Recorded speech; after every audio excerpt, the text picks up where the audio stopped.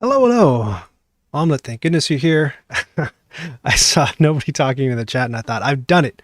I've finally done it. I've made the Work Jam streams so appallingly dull that I've just scared absolutely everybody away. But you're here. Thank you so much for being here. If it's your first time on a Knights Around a Table Work Jam stream, let me tell you what you're in for. Oh, why, thank you. You do like the jazzy pre-stream music. Now, about music. I was about to say, Knights Around a Table Work Jam streams are not intended to be entertaining in the slightest, and boy do I deliver on that promise. This is just, I've determined on Twitch, when you're trying to build up a following on Twitch, they make you commit to they don't make you, but they suggest that you commit to a schedule and yet you stream the same time every week. So I thought, what will I do on Tuesdays? Well, I'll just turn on the camera and whatever I happen to be doing is just what gets streamed. So in past weeks, you've seen me do animation work for the different videos that I'm creating. You've seen me annotating scripts. That one was super exciting. Today, I don't know, man. And back to the music. Sorry, I let my my Epidemic Sound subscription last. They want $15 a month for their service, which now that I'm looking at other competing services, I think is pretty good. But what you're going to get this stream is no music, and I've been told by many people that the music is great. It's great to have on in the background. It being maybe a little bit more easy to listen to than my dulcet tones, but. Apologies, no music on this stream, except for, yes, you're right, that jazzy, funky lobby music. Where did I get that? That was from YouTube's. If you don't know, and you're making YouTube videos, you can go to, and I didn't want to do this for the longest time because I want to be so unique. Actually, I won't be able to show you because I'll have to go in studio. But there is a section in YouTube Studio where you can just download royalty-free music. They've got a huge collection there. And I didn't want to do it because it used to be a very small collection. And so I didn't want to be one of, one of the bozos using like the 12 available songs. But it's built out a lot better now. So I'm not as fussy as I was. Man, like picky for free, right? What's that? Is that a subreddit called Choosing Beggars, where it's people asking for stuff for free, but they're really particular about it? That's me, I guess, with the music. And it's just because I used to work. You might know I used to work at Chorus Entertainment, which owned YTV, which is sort of like the Nickelodeon of Canada. And one of the things that we had was a nice. I inspired them to go buy a nice sound effects collection for the interactive department. And so I was using collections from Warner Brothers and Hanna-Barbera, and their main. This is a company called Sound Ideas. Their main bread and butter is this thing called the General Sound Effects Collection. The main thing has 6,000 sound effects in it, and so I would pick through and I would put sound effects on the different games and stuff that I was making, and it got to the point where I started recognizing sound effects from the General in like movies and TV shows all over the place. And it kind of drove me nuts because, I'd be watching a tense scene and I'd watch a guy doing like parkour on the side of a building, and like one footstep, I'd be like, oh my gosh, that's the General 6000 disc number 5 footstep 32 a, so I mean, I got to thinking like people who have certain specialties, certain types of TV must drive them nuts. Like I couldn't imagine being a nurse or a doctor and watching ER or some ridiculous dramatic thing that takes place in the hospital. And I think about people. I thought about this back when I was watching Lost. Did you guys watch Lost? Where if you were a botanist, and they'd be like, we're on this mysterious island. We have no idea where we are. And a botanist would just be able to look at the plants and go, you're in flippin' Hawaii. It's obviously Hawaii. How could you not know that? Man, I hope after all this rant, my mic is turned on. Hey, DJ Mach V, good to see you. How's it going? So what am I doing today? Well, check this out. I got on a call. I begged a person who I know in the industry, who shall remain nameless, whose job it is, as he put it, to get millions of views on YouTube videos. That's what he does for a living, day in, day out. And I listened very closely to his advice. And what he did was he just opened up Nights Around a Table on YouTube, and he cruised down. And he just, he said one of the most important things, and I know this, but I'm very good at hearing info and not doing anything with it. He says one of the most important things are your thumbnails and your titles. And so he has a big subscription to a bunch of different board game channels, and he looks through and there's like, things fly out on like 60 videos a day or something like that. And he just steps through and, the ones that jump out and grab his attention, he clicks on. Maybe my thumbnails don't really jump out and grab your attention. Now I'm just looking at my own here. This is what they look like. And I wanted to, so what I'm doing on this stream is I'm starting to look at my thumbnails and address, how they look, and maybe I can make them a little bit more interesting, attention grabbing. And I've watched a bunch of videos and read a bunch of articles on how to do that, and I've heeded this guy's advice as well.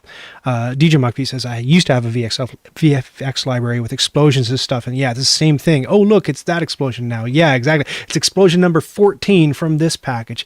It's distracting, but what are you going to do? Yeah, it's cheaper than making your own sound effects, right? And some sound effects, I don't even know how people make them. I was really influenced when I was younger. I watched this great Star Wars documentary on the sound of Star Wars. And I remember very clearly that the way they made the blaster noises, like the pew pew, was they went to, those cables that hold up telephone poles that have plastic sheaths or condoms around them, I guess, to protect the metal from corrosion. So they take that plastic sheath off and they hit that tie with a fork. And that was the sound of blasters in Star Wars. I was like, oh, amazing. They were using a field recorder at the time. And boy, was I proud about maybe 3 years ago when I bought my Zoom 4X field recorder. And I thought, I'm just like the guy from Star Wars now. Such a nerd. Like Ableton samples. Is it the same thing? Ableton samples? Everybody uses the same Ableton ones. Anyway, thumbnails. So here's the situation. When you are brand new, I've been at this 4 years now. It'll be 4 years at the end of 2021 that I've been, if you don't know, full time working on Nights Around a Table. So you think maybe, Ryan, maybe you'd have a little bit more to show for it, So that's my aim here. Have a little bit more to show for the effort you've put into things. So when you're new, you look at who's successful and you try to emulate what they're doing, because maybe that'll make you successful as well. So I know one of the people that I and many others have looked to for advice and guidance, not personally, but just by watching what he does, is, let me see if I have it open here. Watch Play, of course, Rodney Smith. And I noticed just this morning, going to Rodney Smith's channel, Watch It Played, that things have changed on his channel. So check this out. If we go to his thumbnails from not so long ago, maybe so long ago, 5 years ago, even 2 years ago. So he had a very templated format for his thumbnails. So he had a Watch It Played logo up in the corner here, if we can break this down, and a banner straight across the top with the name of the game he's covering. Then a banner down at the bottom with the category that he was doing. So this is gameplay part X, right? And then he had a similar thing going on down here for the It's Live show, product previews. So he's got these two banners, top and bottom, and then he's got either a picture of himself or what's going on the table or whatever. He was one of the people that I was emulating when I didn't know what the heck I was doing. By the way, why am I wearing a wizard hat? I went Halloween shopping. And there are a few, I like wearing hats, right? So I like wearing thematic hats that tie into the stuff that I'm talking about. This has nothing to do with what I'm talking about today. I just got a cartoony wizard hat and I was just dying to put it on. So that's why I'm wearing a wizard hat. Back to thumbnails. So he's got these two banners. He's got a logo in the corner, and then he'll put a shot of what he was doing in the background. That was then, and fairly recently, I guess within the past, it would have to be a year, maybe 2 years, which I'm old, so 2 years is recent to me. But look, the thumbnail game has changed up dramatically on the Watch It Played channel. So you've got this kid, Matthew Jude, whose stuff I really like. Listen to Matthew Jude; he's cool. I dig him. And they're doing the YouTube thing where they cut out a person, they put an outline around them to separate them from the background, and then I don't know, these ones to me look a little bit cluttered. There's a whole pile of stuff going on in there, and I don't know, this is another thing you got to look at. I don't know if they read that well when they're really small. So check this out. We'll zoom out. Yeah, he reads really well, actually, and the news, which is the main text, reads pretty well. I don't know that How to Play reads all that well on these, but this is Rodney Smith's new format now, or relatively new format. So he's got his Watch It Played logo teensy tiny. So if we scroll back out, we can barely even see that logo down here because I don't know that it matters all that much. And then he's got the type of video in the corner in red, and his background is blue with stripes.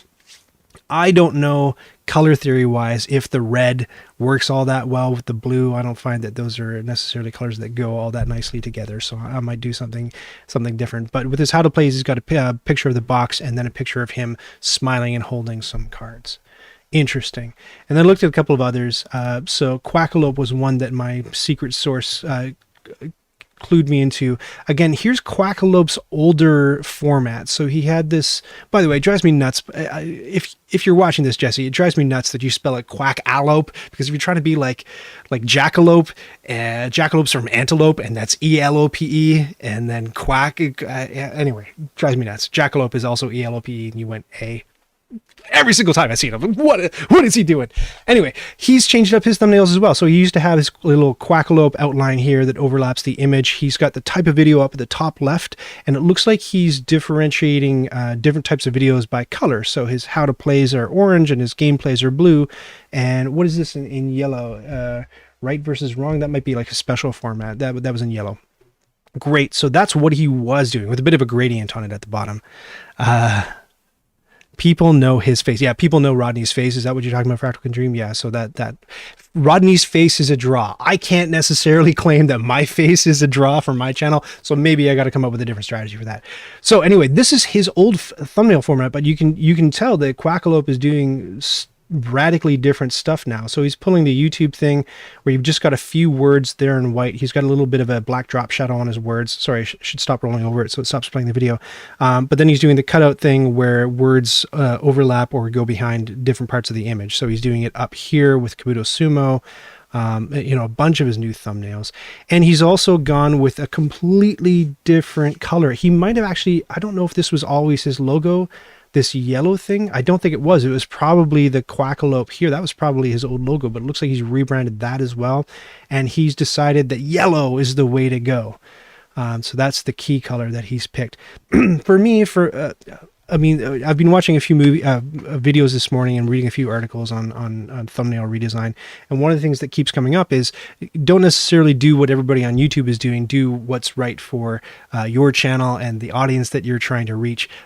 My take personally is that what Jesse's doing here, I don't know, it looks a little too Me Too YouTube. It looks a little too fast food, I guess, to me. You know what I mean? Like fast food, you notice the big fast food companies, they always go hot reds, hot yellows, hot oranges, right? I think Arby's is orange, McDonald's is yellow and red, right? Burger King is another yellow, bright yellow. So I don't know. We'll look at my aesthetic and we can criticize it together if you like. Complain about Quackalope, Mr. Knight's around table. Yeah, fair enough, Oberon, fair enough. But is a word, right? He's satirizing or parodying or doing a play on antelope slash jackalope, which are both E's. Great, here we go. Somebody let that get back to him so he can rage back at me. That would be fun. Nice little bun fight on the internet about the spelling of Quackalope. So that's those two. And then, you know, what do I know? He's got 30,000 subs and I don't. So Before You Play is another channel. This is interesting to me.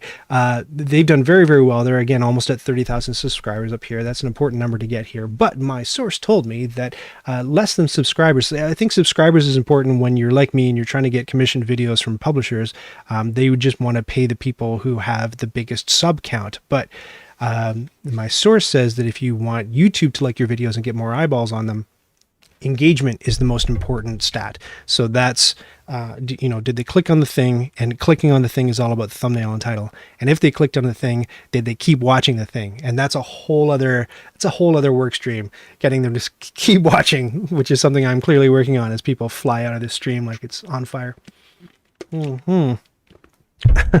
Before You Play came out of nowhere. Incredible successes. Yes, they're doing very well for a number of different reasons. And I don't know that one of those reasons is their thumbnails, because they're doing exactly what Rodney Smith was doing, exactly what I'm doing.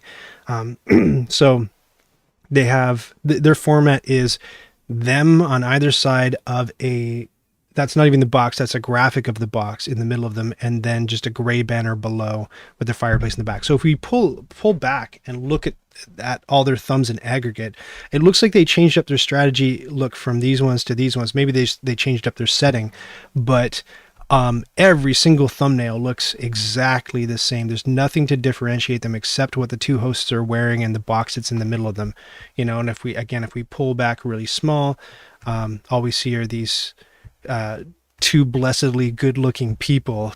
God damn them. So again, you got to rely on your strengths. I don't know that that's one of my strengths, so I got to come up with something else. But yeah, so I don't know necessarily that it's their thumbnails that are getting them all those views. Their content is very good. Their banter is good. They've got other things going for them. You think Thinker Themer has nice thumbnails? Well, let's take a look at Thinker Themer. The other one that he mentioned to me was Board Game Co., who's only been at it like a year. That's what he said, but let's check it. Yeah, 2019. So yeah, December 2019. So yeah, only like almost 2 years now.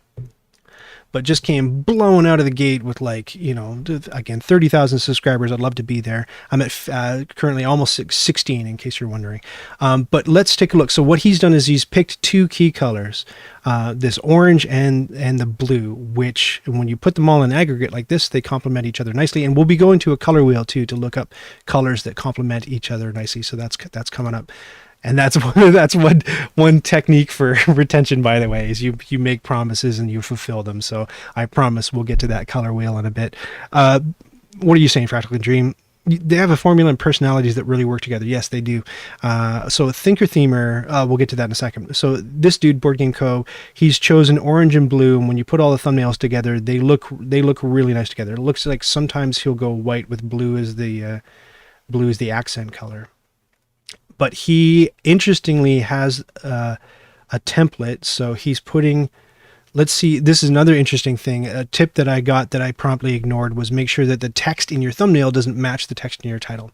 So let's see if he's done that. So this is called Magical Friends and How to Summon Them review, and it looks like Magical Friends review. So it's so yeah, his text is the same as the text in his title.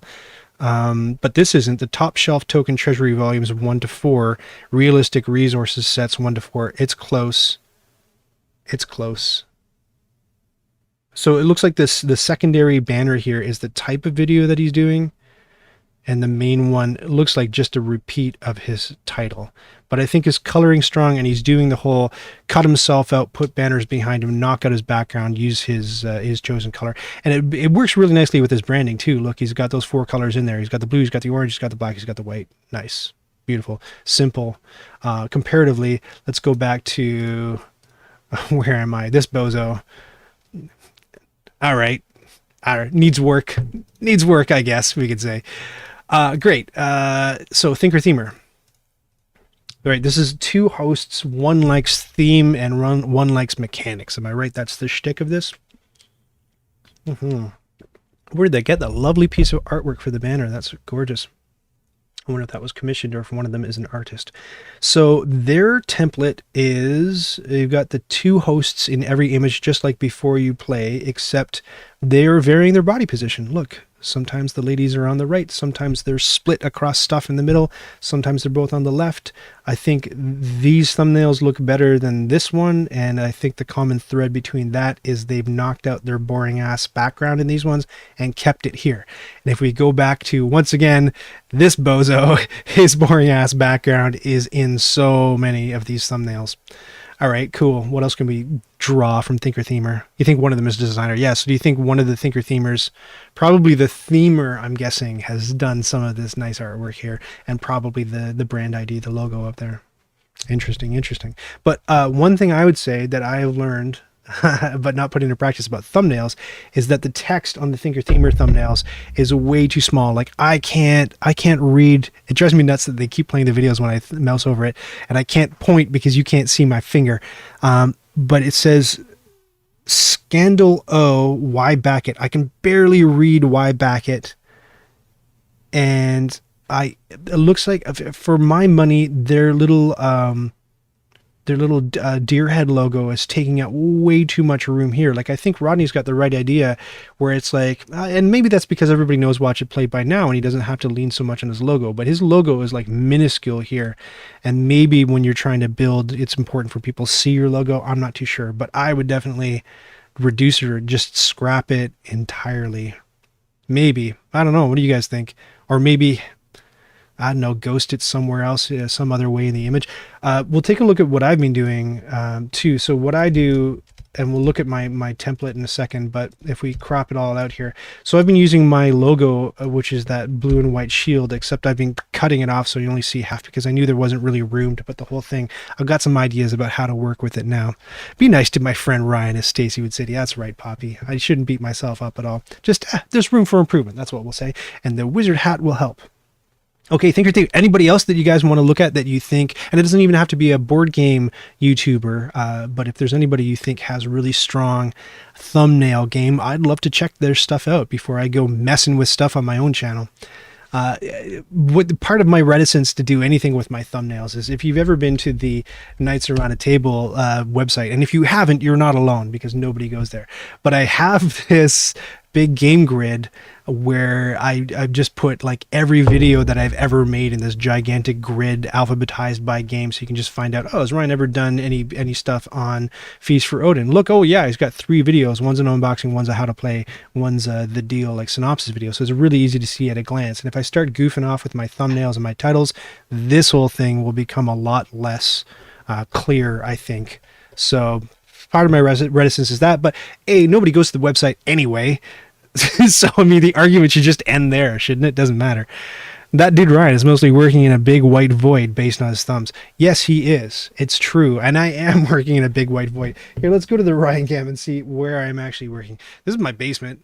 Welcome to my basement. And I would take the camera and spin it around a bit and give you a bit more of a tour, but I'm worried that it's like it's clipped within an inch of its life because I have this big heavy cable hanging off it in order to get it to view on the stream. But I'll take a little spin around another day. But it's basically it's just a scrim. It's just a big frame with a white background on it clipped. And I did that originally so that I could do like blue screen stuff. I don't know. I don't have a set, and it's just my basement, and my walls are very plain and boring. I'd like to eventually build some kind of set to give the channel a sense of place instead of just floating out in God knows where. But that's money and time, so that comes a little bit later. Maybe at 4 years. Maybe now's the time. Yes, yours is a 70s death dungeon. We've discussed that. Terrifying. Fractal Dreams basement. Never look at pictures. You'll be horrified. You'll be scarred for life. All right. Back to this. So what did I do to study up for this stream? Very little, but I'll tell you what I did do. So I read a couple of interesting articles, and I think this one was the most useful because a lot of the articles that I read are like, hey, I think you should do this. And it's like, well, who the heck are you? You're just some dude writing an article hoping to get lots of clicks on it. This, however, is an actual study that they did of a big pile of YouTube video thumbnails and you know, kind of the click-through rate that they brought. We'll talk about click-through rate in a sec too.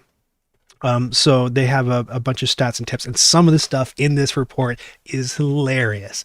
Okay, so here's what they found out: the anatomy of a popular YouTube thumbnail. So videos and stills of video are good, but I think that really has more to do with stills of TV and movies. I think are good, and because just TV and movies look great, they spend millions of bucks on them, right? I, spoiler alert, have not spent millions of bucks on my videos. Thumbnails with logos or branding. It's interesting that they put the logo at the bottom left. I don't know if they did that deliberately, but then you look back at where the heck is he? Rodney's put his logo in the bottom left. I don't know if he read this article too, probably. Let's see. So thumbnails, this is the emotion stuff is hilarious. Thumbnails featuring the emotion of sadness had the highest average view count. Is that surprising to you? I think that's sad to me anyway. So sadness tops joy and humor, and joy and humor top anger. But it bums me out a little bit. I don't appear sad on my videos very often, and I try deliberately not to, even though I am a crying on the inside kind. But I don't know, maybe I should just let my depression flag fly in a few of these videos and like screenshot it, be like, yes, bring me the eyeballs. What else can we find out? 88% of thumbnails analyzed were colorful and garnered more views on average. Okay, that's fine. We can do that. 72% contain a human face. I know that's important. And on average, they snagged 921,000 more. So having a person in there is crucial. And then 70% of the most popular video thumbnails contained a title or explanatory text, right? So you got to have text in there. The way that you do that is, and there are many and varied ways to do that. Then when you scroll down, there are further insights. So they showed, and they couldn't actually put the thumbnails in here because I presume it's a copyright issue. At the risk of getting struck, I can actually go look at these thumbnails. So these are the 3 top ones in the period that they viewed. So Blackpink, How You Like That. Now, again, like these are thumbnails from like, this is a popular K-pop band. So was it the thumbnail that got them all the views, or is it because it was this K-pop band? So I don't know how useful this section really is, right? Most Dangerous Game official trailer thumbnail was actually, Most Dangerous Game official trailer to Quibbly. Okay, so let's take a look at that. So YouTube Most Dangerous Game official trailer to Quibbly. Let's take a look at that. That's the thumbnail. That's the actual thumbnail. So they got their logo in the bottom left. They got no other banner, no other text. It's just Christopher Waltz, his face. I don't know. Do you see it? I don't see it. It's got a dark background. His face is well lit. Again, it's a movie still, and they spend millions of bucks on how movies look. I don't know. Oh, well, work meeting. See you later, Oberon. Thanks for dropping in. So, Fractal Conjunction says, I hate clickbait style thumbnail where the person has an over-exaggerated expression. I think that's a bleed over from KidTube. Yeah, I agree. At the risk of pissing people off. Well, let's just see a couple of things here. What is the board game channel? that has let me think. Board Game Kids. Well, okay, even if we look at this, find body parts games for kids with 1 hour. Oh, that sounds horrid, but this is not the people I'm thinking of. Ryan's World. Okay, so let's take a look at, yes, the Ryan's World thumbnails. I presume that's Ryan. This is the kid who just makes bazillions of bucks. Yeah, 30 million subscribers. Interestingly, some of his thumbnails are illustrated. That's surprising to me. But what's his format? Interestingly, look at, again, too, he's breaking some of these rules that are supposedly crucial. He's got no text on a bunch of these. But again, it's hard to put some stuff into practice because some stuff only works at scale when you're at like huge numbers, right? So one of the tips is to A/B test your thumbnails. A/B testing is where you use something that splits your audience in half, and it shows half the people this thing and half the people that thing, and whatever gets the best numbers, you go with that, right? And that doesn't really work when you have very few people looking at your stuff to begin with. The statistics they're statistically insignificant. So some stuff you can't really pull unless you get really big. I am thinking of, is it Kidsplaining? What's the board game channel that has, all right, Ryan, thank you so much. YouTube Board Game Kids. Let's take another look. So Ryan comes up like the first 4 hits. I think it's Kidsplaining that I'm thinking of.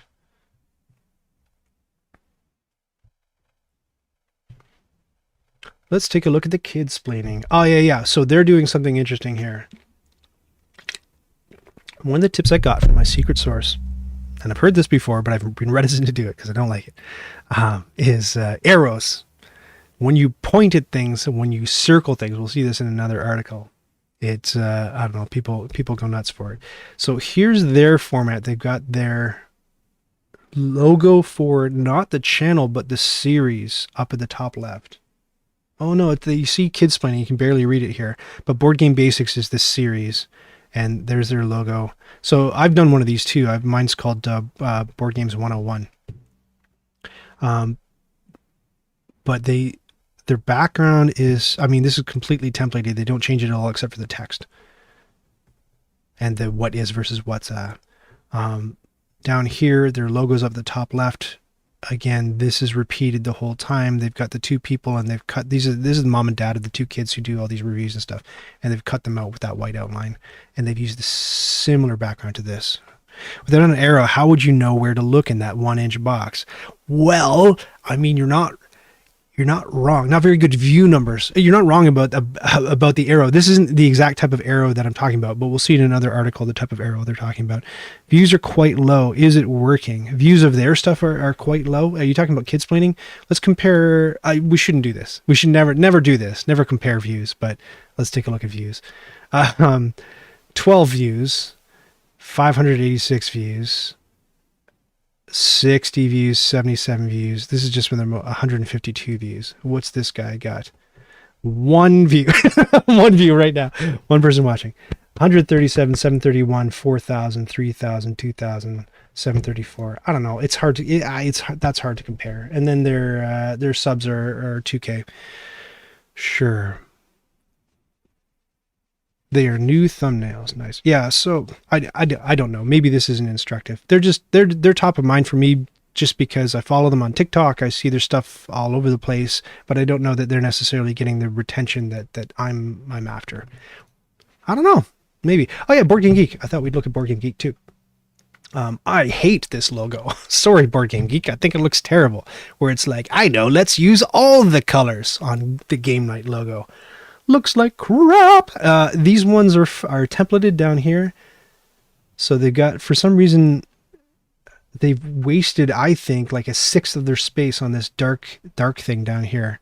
And it's hard to read date night. It's in a cursive font, which is another, I think, no. Because again, as soon as you go a little bit smaller for like a phone or you're looking at it from across the room, it just drops out. It's really hard to read. Are we at 100% right now? And then the ones with the Brothers Murph, I mean, they look fine. They've done a whole thing where they cut them out with a white outline, which is easy to do, put a different background on them so they're not floating in outer space. They picked a different color for the Brothers Murph every single time. And this is top 10 board game. So that's the series brand, I guess, right in the middle of them. And the logo, yeah, I don't know. I don't like it. I don't like it. I don't think it's very good. And then these ones, I don't like these ones either. These ones are just like, again, let's use every color in the Crayola box and just throw the game box on. I don't know. Do you guys like them? I don't like them. Not, obviously Board Game Geek is very successful, but I don't think the graphic design on their thumbnails has helped that success necessarily. Mobile view of YouTube is very different. I wonder, I don't think I can, but are you able to queue up the mobile view from the desktop? I know you can do it the other way around. On mobile, you can say, show me the desktop version, and it'll do that. I don't think I can do it. Omelette says, I agree that those are awful. Yeah, I don't think those are good at all. So let me talk about my thumbnails and how I've been doing them so far, and things that, I'm not going to say things that work and don't work. I just think a lot of things don't work, and it's time to change it up. So, this is the one that I recently did for the Black Angel solo thing. So what I do is, you can already tell if you've already seen my thumbnails. Let's pop this out of here. I always put the game logo down here, which sometimes works for me, often doesn't, because the publishers don't always provide me a ping with the transparency knocked out. So I have to go into Photoshop and meticulously trace around game art, and it's bad. And only recently have I started doing this. And I don't know why it's only been recently, but check this out. I have a folder. Twitch edited you. Try what? Try ass. What am I trying, DJ Buckfee? Spell it out with dashes. I don't know if it's a URL. Oh, M dot in the URL. Okay, yeah, that's a good idea. So where does the M go? m.youtube.com? No. Doesn't like that. I wonder if we type in mobile YouTube. Is that what you meant? Promotion for YouTube mobile. No, that's not the right way to go. Okay, if you figure it out, let me know, because that would be maybe useful. Right, so I was going to show you this folder that I built that's not loading for some bizarre reason. Let's try again. Oh my gosh, so slow. Here, I'm going to put that on the side because that's being a pain in the butt. Open DevTools by pressing F12. Oh boy, here we go. Open DevTools by pressing F12. Yes. Click on the device toggle toolbar. Device toggle toolbar. Where is it? I don't know. Console debugger, application storage. I don't see device toggle, do you? I'm in Firefox, by the way. I don't know if you're reading the Chrome instructions. Abort. Is that a Chrome thing? I've got this weird thing. I have this, I used to control my live streams, my live to tape stuff using this external numpad. And I found out that it was causing this issue where if Chrome or Edge or any Chromium based piece of software loads on my computer, it tanks the entire machine, and I can't use the keyboard, and I can barely restart it to get out of there. And sometimes when I restart it, it's still residual in the system, and it takes multiple restarts. It's a whole mess. So I don't mess with Chrome. Okay, in Firefox, here we go. In Firefox, select Tools, Web Developer. Man, I'm going to look really dumb here. More tools, Web Developer. I don't see it. Web Developer Tools. Responsive Design Mode. That's where I was. Where's Responsive Design Mode? Tools.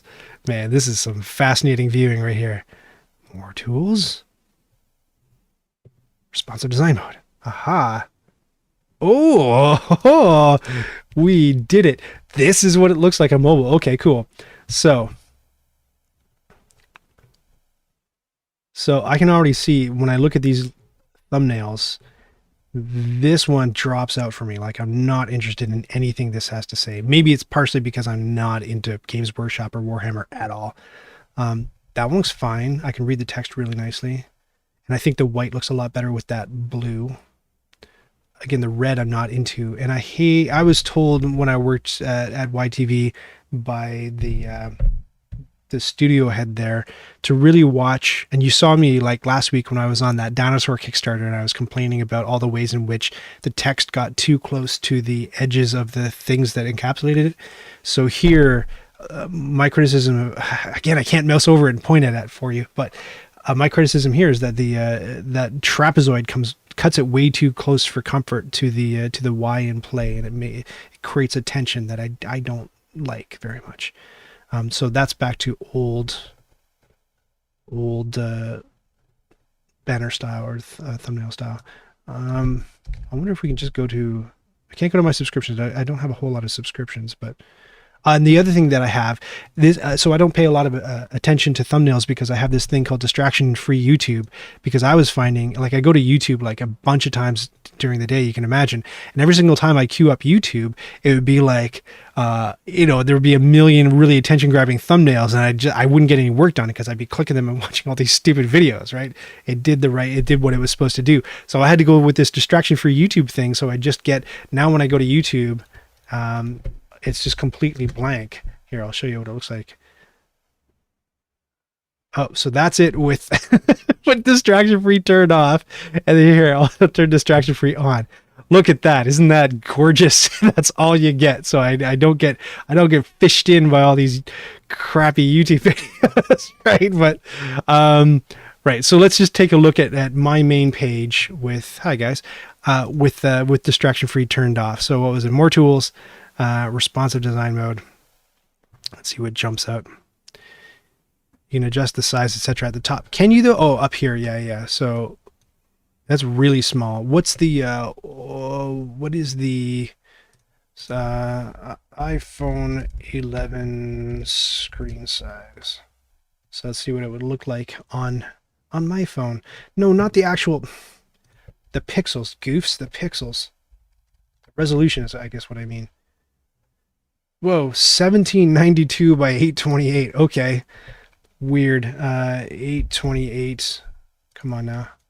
It doesn't want, yeah, so it goes 1792. So this is more like what I would be seeing on my phone. Great. Global News has a bunch of wieners. Okay. Oh, those are drugs. They look like delicious hot dogs. 1 hour of medieval M&M. Here's text. I would say that this is more of the clickbaity style thumbnail that we're used to, where somebody's making a goofy face, pointing at something. Yeah, here was another tip. If you do comparison stuff in your thumbnails, like not this, like this guy's doing, or you say this versus that, or just have two pictures and put a big slash through them with a, guy's dopey face in there. Here's the slash thing. Obviously, College Humor, their whole bag is internet stuff and making sure that the thumbnail is clicky. And then notice the subtle trick that they're doing here. I'm looking at this one down here, this Nicholas Flamel one. First of all, they're using a name that Harry Potter fans will know, and they know that Harry Potter stuff gets clicks. But they're doing it in both of these thumbnails down here, the College Humor one and the Boba Fett one. But look at their hairlines. Their hair and their head, he doesn't have hair, but it goes above the background of the image. Interesting. There's a little bit of visual intrigue going on there, right? Here's the brothers again. But then again, it's, some dopey dudes making a goofy gesture. I would say that text is too small between them, but they've done something interesting with their background. Interesting. Food for thought, right? These other tips, I didn't like this article very much, but this is Louise Myers, Visual Social Media. So Louise gives us a few tips on what to do, best practices. I like these examples that she pulled, though, with a big ass piece of text. Sometimes it weaves in and out of the picture, like here. It goes behind the lady at one point. Interesting. What does she say? She does a lot of stuff about like how to use software to put the thing together. I don't really need that, but again, here's more text going behind the guy's head that I can do quite easily. here's a good tip that she gives about contrast, right? This stinks. This is much better. So one of the things I'm going to be doing is picking contrasting colors. And then what else did I read? I read... Oh, wait, there's one more thing I wanted to show you from this article because it's hilarious. So they have a whole section on what works with news thumbnails. And this is another thing about, like, it's not a one size fits all kind of thing. Different things will work depending on the age of your audience and the kind of content you're putting out. But this is great. Home and living. So for thumbnails for home and living, like lifestyles kind of channels, home and living thumbnails featuring the emotion of sadness averaged more views, 5 million more views compared to those featuring other emotions. So as long as you're cooking something and you're miserable about it, you know, take that to the bank. I don't know. I thought that was hysterical. Great. So that was that article. That was that article. We looked at this already. 13 tips for a clickable YouTube thumbnail. Make it custom. Yes, we got that. Make it the right size. 1280 by 720. No problem. So back here in Animate, we've got 1280 by 720. Look, I thought this was an interesting tip. Show close-up images. One person I wanted to highlight was, hold on, I'm following him on TikTok. Imagine all the meeple. I forget how to do that through the, that's Facebook. Do you imagine all the meeple? He is a board game photographer and he does a lot of, like, he knows what he's doing. So imagine the meep. No, that's on Twitter. Well, let's just go to Twitter and we'll see if we can get his, here's his Linktree style thing. Where's the TikTok one? Is this the TikTok one? Interesting. He doesn't have, I wonder if it's just, okay, tiktok.com/ is it a hashtag? Anybody know? Oh, maybe he's right here. Nope. Imagine all the people. I'll pay attention to the photographers because they got skills I want. No notifications. Why don't I see him here? One day, there he is. He does some really nice stuff. Most of it very, very close. Strangely, none of this looks nice. Here, this looks really nice.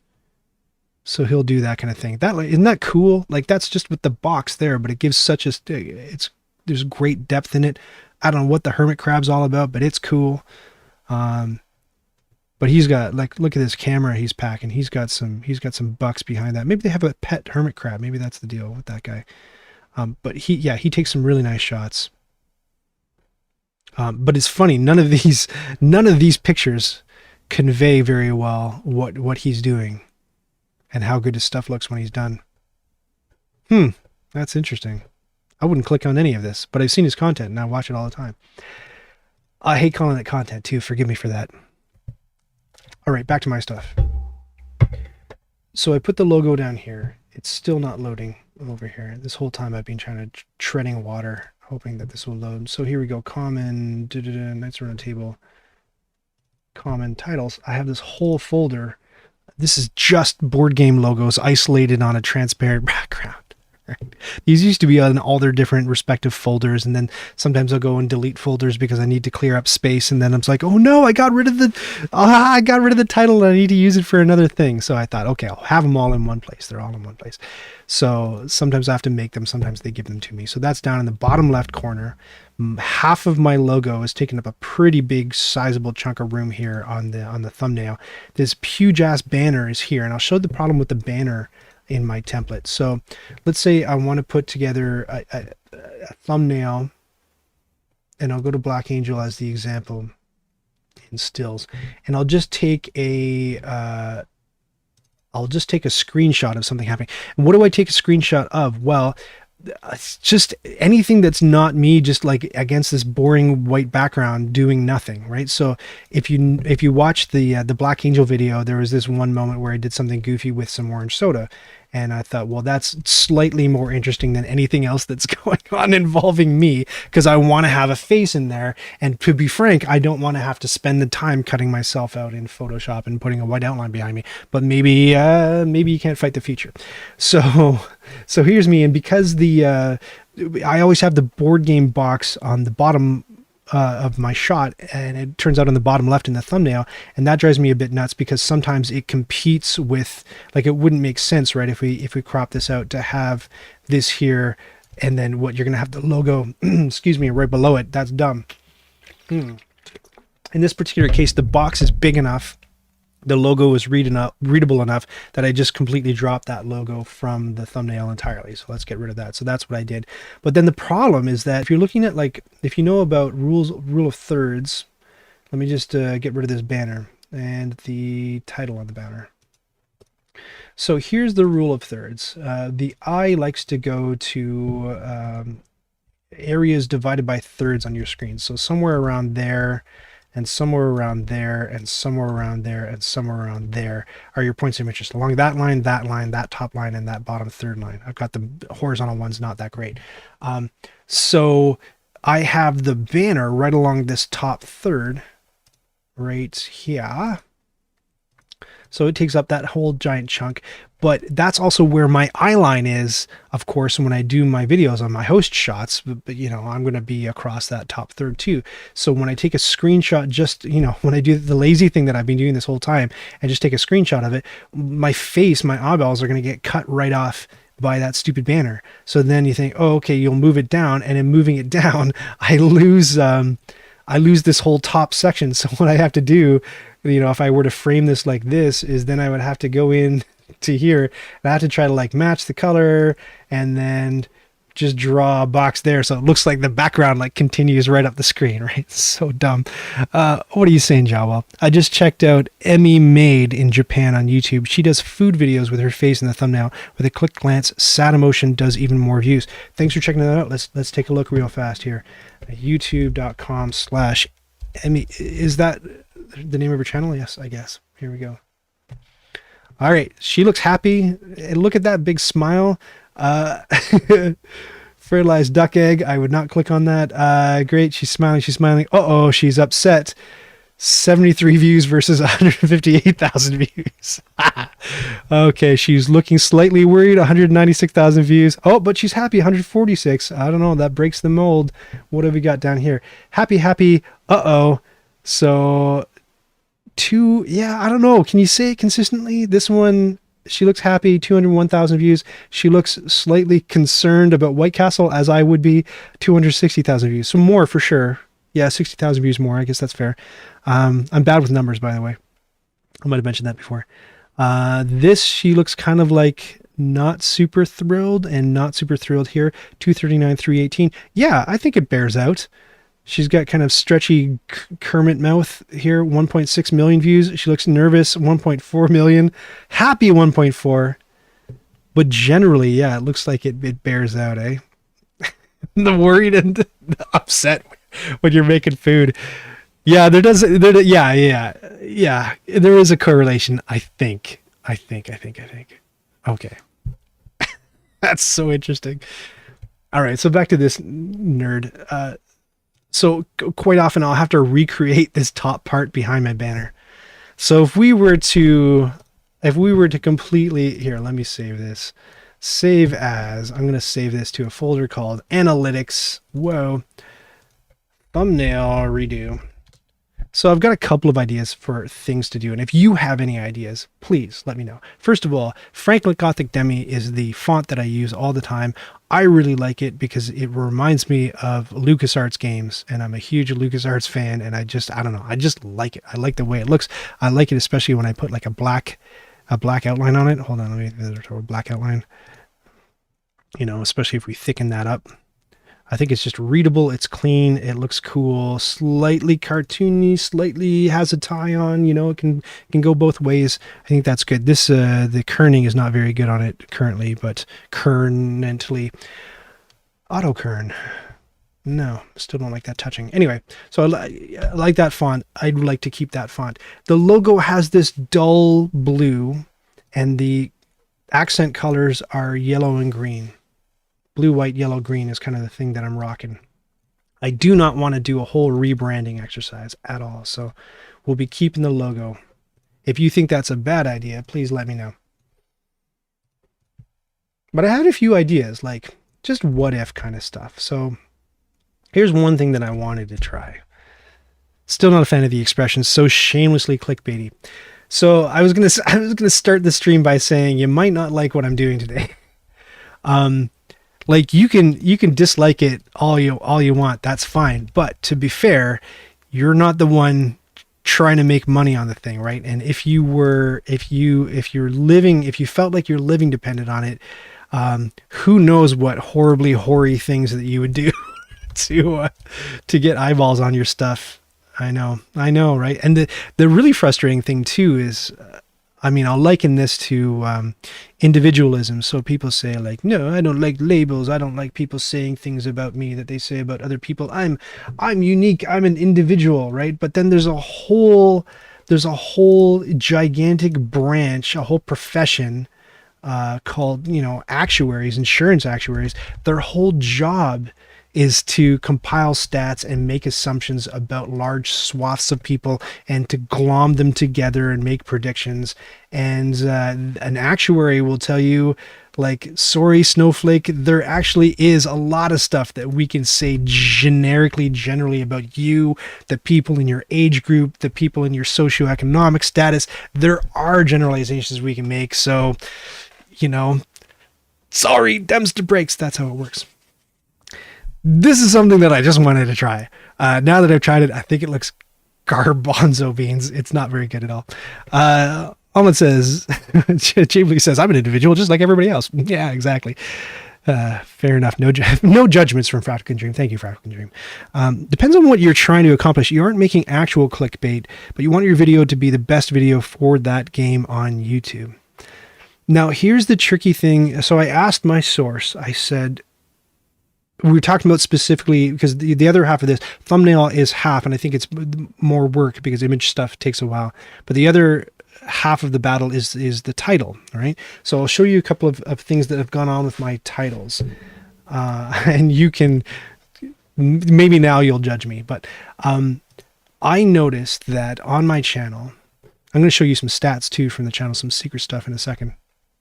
I noticed that from my channel, first of all, the how to play videos, I don't know if you know this, but they take forever for me to make. And this Black Angel one, it breaks my heart because what YouTube does is it shows you like how this video compared to your performance of your other videos.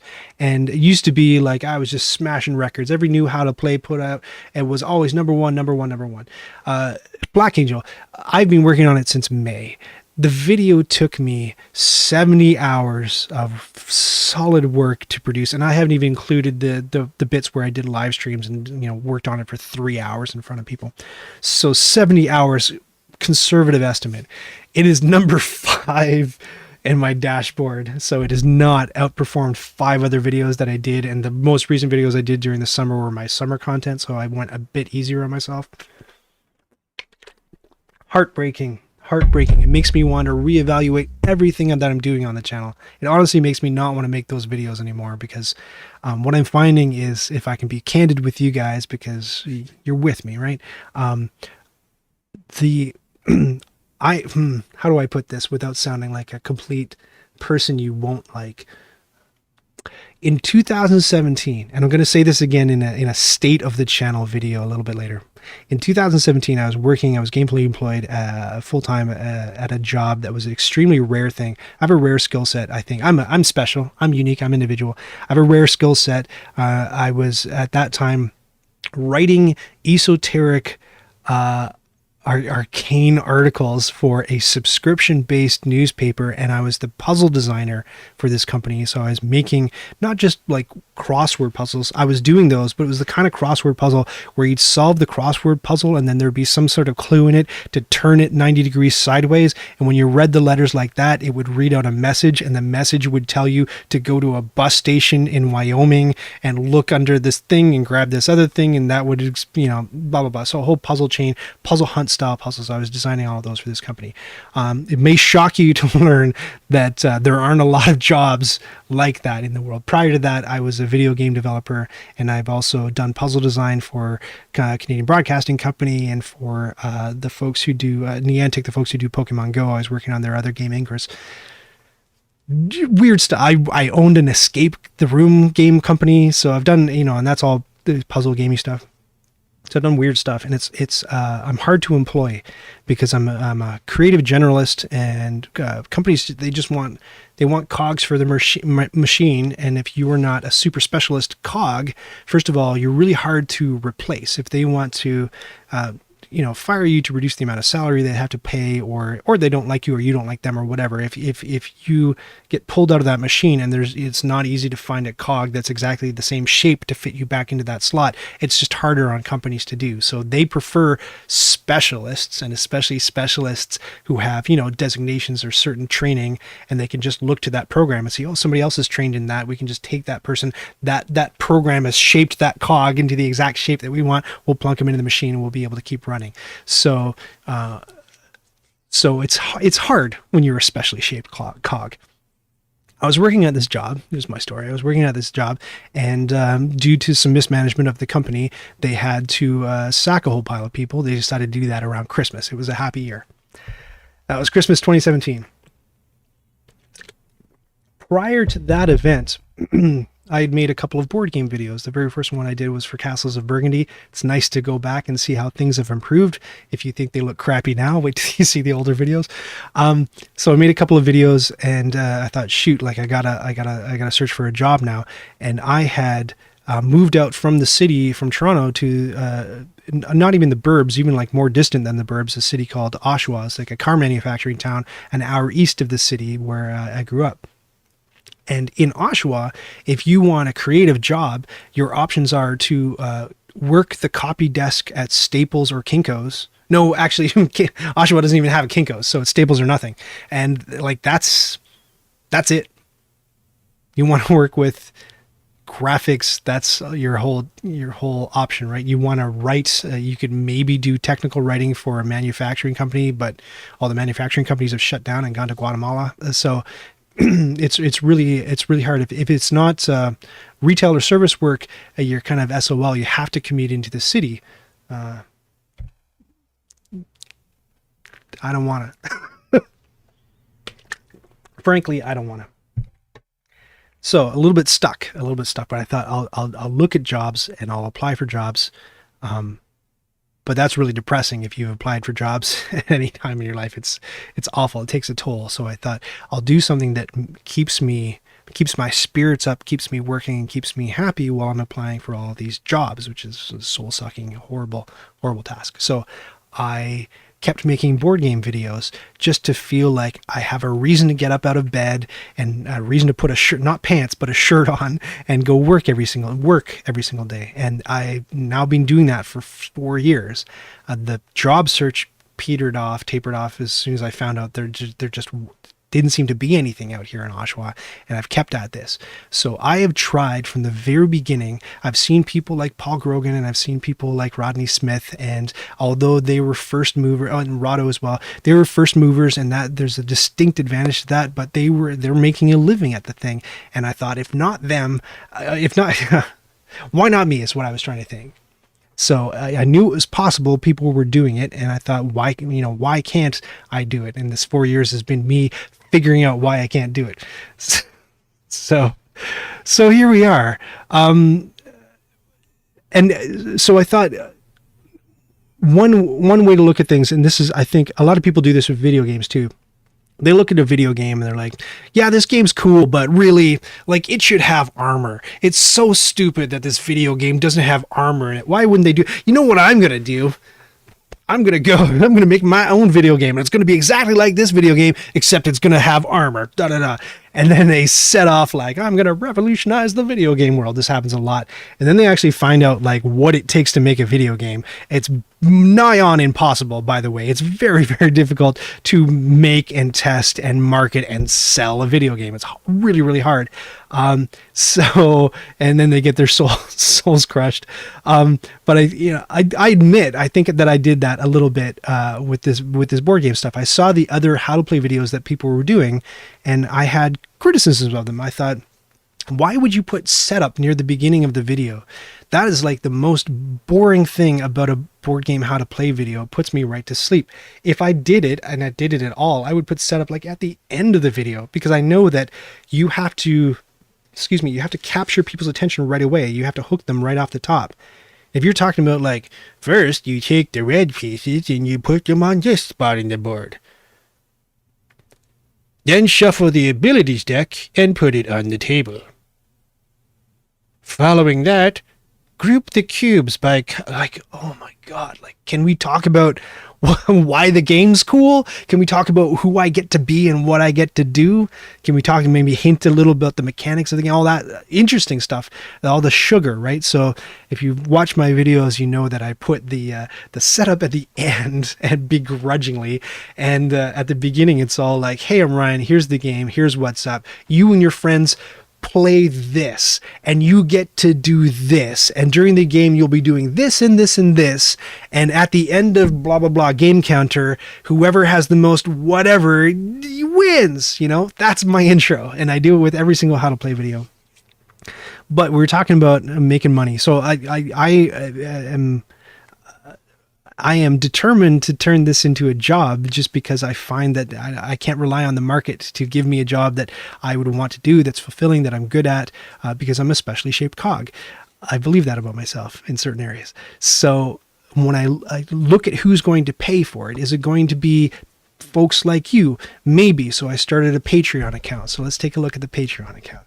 Patreon. Actually, I don't know if this is going to go into the behind the scenes, but it's public. $197 a month, right? So I've been at this 4 years. So that's, as far as revenue streams go, $200 a month. It's about the same thing on YouTube ad revenue. I wasn't going to show you my studio because I didn't want you to see the pitiful amount of money that I was making on ads, but who cares? You're here, you're joining me, we might as well take a look. So yeah, so $269 on ad revenue on YouTube this month. Not super. So, $500. And this is, remember, I'm spending full-time hours. So you got to ask yourself, would I spend full-time hours making like a fraction of minimum wage doing this stuff? If you're dumb like me, maybe you would. So where does most of the money come from? So far, it's come from publishers. And when I say most of the money, it's still not a lot of money. But the lion's share of the money has come from publishers who commission me to do Kickstarter videos, and most of those Kickstarter videos have ended up on Rahdo's channel. Only a few of them have been on the Knights Around a Table channel, because that subscriber count isn't very high. So what I kind of have to do is tool my content according to what publishers want. And in my experience so far, what publishers want is not how to play videos. And I know like a lot of you are watching me because you like those how to play videos, but there are tons of work that publishers don't seem to be willing en masse to pay for. They'll pay Rodney for them. I'm not too sure why they won't pay me for them, and whether it would be a good idea to just amp up sales. Sorry, you guys are talking, I'm not paying attention to you. Let me take a look at what you're saying. I'm so sorry. I'll back up a little bit. It's so true. It's surprisingly easy to distill this society down. Agreed. It isn't bucks, but I personally think that video was gorgeous and incredibly well done. Thank you, Fractal Dream. I appreciate that. Poppy says, that's sad, Ryan. Oh, this isn't meant to be a big pity party. I don't want you guys... Well, or do I? Maybe I read an article that said when you show sad faces, people watch more. No. Poppy says, I love your HCPs. I wish they were gaining ground for you. Fractal Dream says, game development is a real hard industry. Yes, my husband has had to balance the few creative, satisfying projects with empty, cheap marketing games. Yeah, I mean, that's all I was doing at YTV. There were the passion projects, like between projects. When Kellogg's didn't have a Lucky Charms game that they were sponsoring, then I was able to make some original piece of content, and that was fantastic. But then the company was very bad at monetizing or maxing their their original productions, and they relied on the, the marketing budget. But the marketers were only spending not very much per game. So I don't know, it was a missed opportunity. I did a lot of like Beyblade toy ads, cereal ads, because Kellogg's was a big client of YTV at the time. That too has really tapered off because you're not allowed to advertise sugar cereals to kids anymore. Interesting, Solo is a quarter of the main HTTP of Black Angel. Yes, Solo is complicated. Do I have this stuff out on the table? Like here's the instruction guide for Black Angel, which is more like an index. Like, I don't like the way it was written all that much, but the advanced rules, there's a page, oh, sorry, that's the advanced rules.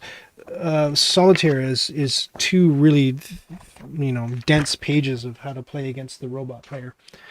Kind of complex to explain. What else are you seeing?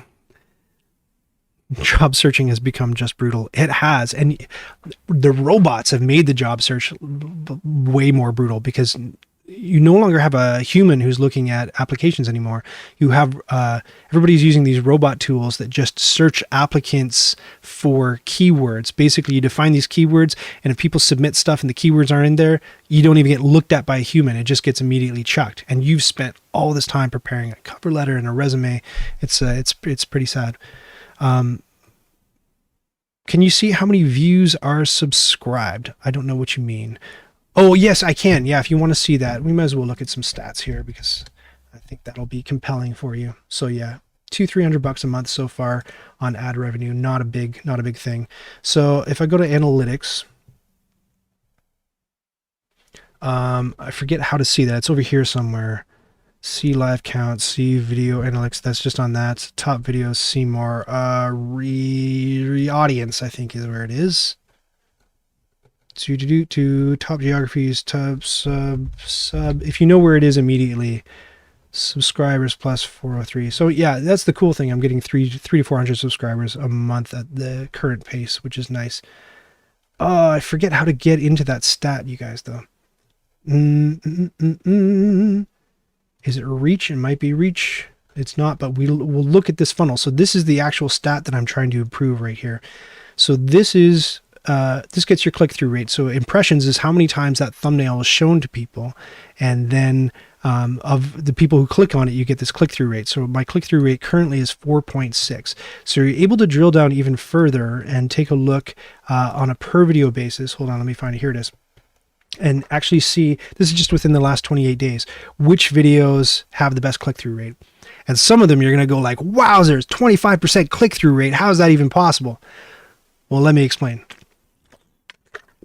After I look at your comments and questions.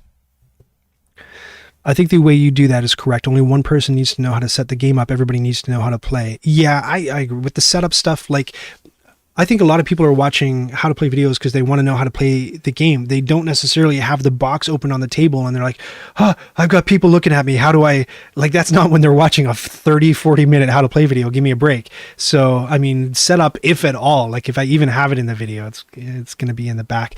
You have a unique presence and you're authentic. I think you can do it, says Frashkin. Thank you for the vote of confidence. YouTube should be sharing more ad revenue with creators, period.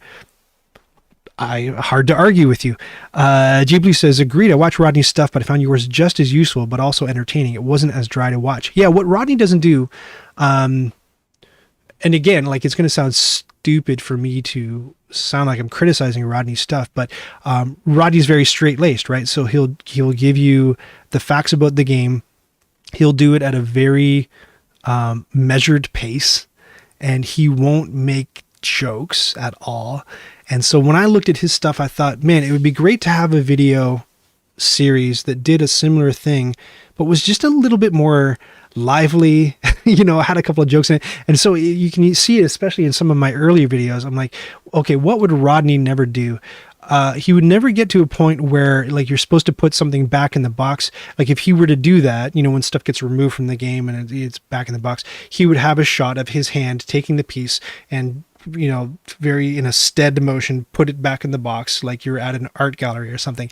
What he would never do is set the box up like there's like a backboard, like a basketball backboard with the lid, and just like have a shot where he just whipped the thing, So I had, like, in my earlier videos of, like, when we get to a moment and it's like, sweep the cards, and I actually took a broom and pushed all the shit off the table, right? So it's not Rodney's style. And I just thought, like, every once in a while, I found, looking at his stuff, what I could really use when I'm watching Rodney Smith's videos is every once in a while, just throw something in there to wake me up a little bit, because these can be dry videos. Just throw something in there just to go like, oh my God, what did he say? Or like, what was that a shot? Hold on, I got to rewind that. You know what I mean? So that's what I try to do in my videos, is like a point of difference.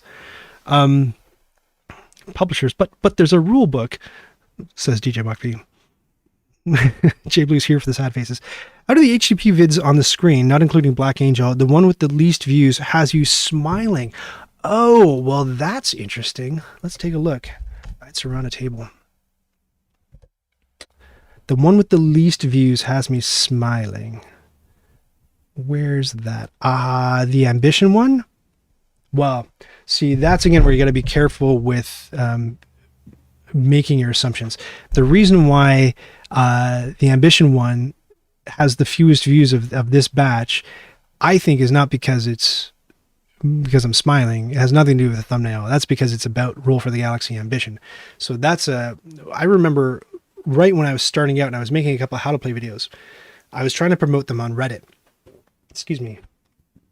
By the way, if you really want to help the channel, if you want to throw stuff up on Reddit, that would help a whole lot. Anyway, so I was throwing this stuff up on Reddit, and this one guy got really, really mad with me, really upset. He said, "What are you doing making how to play videos? Are you nuts?" He goes, "Have you ever heard of Rodney Smith? Rodney Smith makes how to play videos. Why would you ever make a how to play? That's insane. Why would you make a how to play video? Rodney Smith makes them." I was like, okay, buddy. So I wrote him, and I'm like, I think that's weird. That's like saying Warner Brothers makes movies. Why would anybody ever make a movie? I said, I got a different approach. I do stop motion. I don't have my hands in the shot. I highlight things with graphics and makes it a lot more clear, so that big meaty dude paws aren't blocking the stuff that you're trying to see. There's a lot of different reasons why I would make a how to play video. He's like, what you should be doing is you should, just like the best personality on the internet. So you should be all you should be doing is expansion videos. You should just be doing how to play expansion videos, and that's it. Let the big guy, let Rodney cover the how to play videos, and then you do expansions. So I gave that like half a moment's thought, and I already knew what would happen, right? So you've got all the people who would potentially watch your video, and that's reduced down to the number of people who are interested in the particular game that you're covering.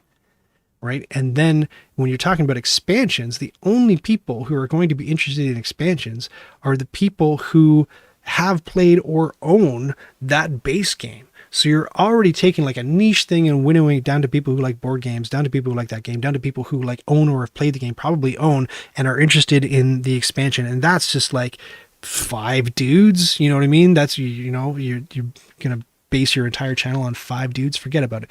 That's why 734 views on Ambition, and that was crushing too, because those videos, Roll for the Galaxy Ambition and Rivalry, especially Rivalry, oh boy, those took so much time to do. So what I was saying was I have to pay attention to what publishers value and what they want. So this is weird. I just started, as you know, because you're joining me here. According to your metrics, 4 dudes and a lady. Yes, there's 1 lady. 4 dudes and a lady. You're right. Where's the gender breakdown again? Audience right here. So yeah, let's see how many ladies like Knights Around the Table. That's how I can tell that my sex appeal isn't really something to bank on. Age and gender, and of course I think more men play board games, but it's interesting, a couple of people have been sharing their sex breakdown on TikTok, and a lot of board game TikTokers have found that they've got a lot of women, majority women, watching their stuff. Maybe it's just because there's more women on the TikTok platform. I'm not too sure if that's true. So 17% female, 83% male. Hey dudes. Oddly enough, those videos were when I discovered your channel. Which one? The Roll for the Galaxy ones? The expansion ones? Production Dream says, oof, seeing these metrics kind of creeps me out. YouTube knows me. Yeah. Yeah. That's what I'm saying, you know, when people are like, I'm a precious snowflake. After I just spent half an hour telling you about how I'm a precious snowflake. Actuaries can tell a lot generally about people, and so can YouTube. Watch time from subscribers making me happy. Oh, there it is. Thank you. Yeah. So there it is. So subscribed and not subscribed. So only 17% of people who watch my videos are subscribed. So those are the people who hit that button. Let's see what that button looks like. Well, it's one of those. So of the people who hit that button and presumably hit the bell to get notifications, those are the people who are seeing my thumbnails and deciding to click and watch them. And then everybody else is just in the general milieu. Is that the stat that you're looking at? You don't like that, eh? What do you want? You want more subscribers to watch the video? Maybe that just means that I'm good at I'm good at getting people to click that subscribe button. Let's take another look at what that looks like.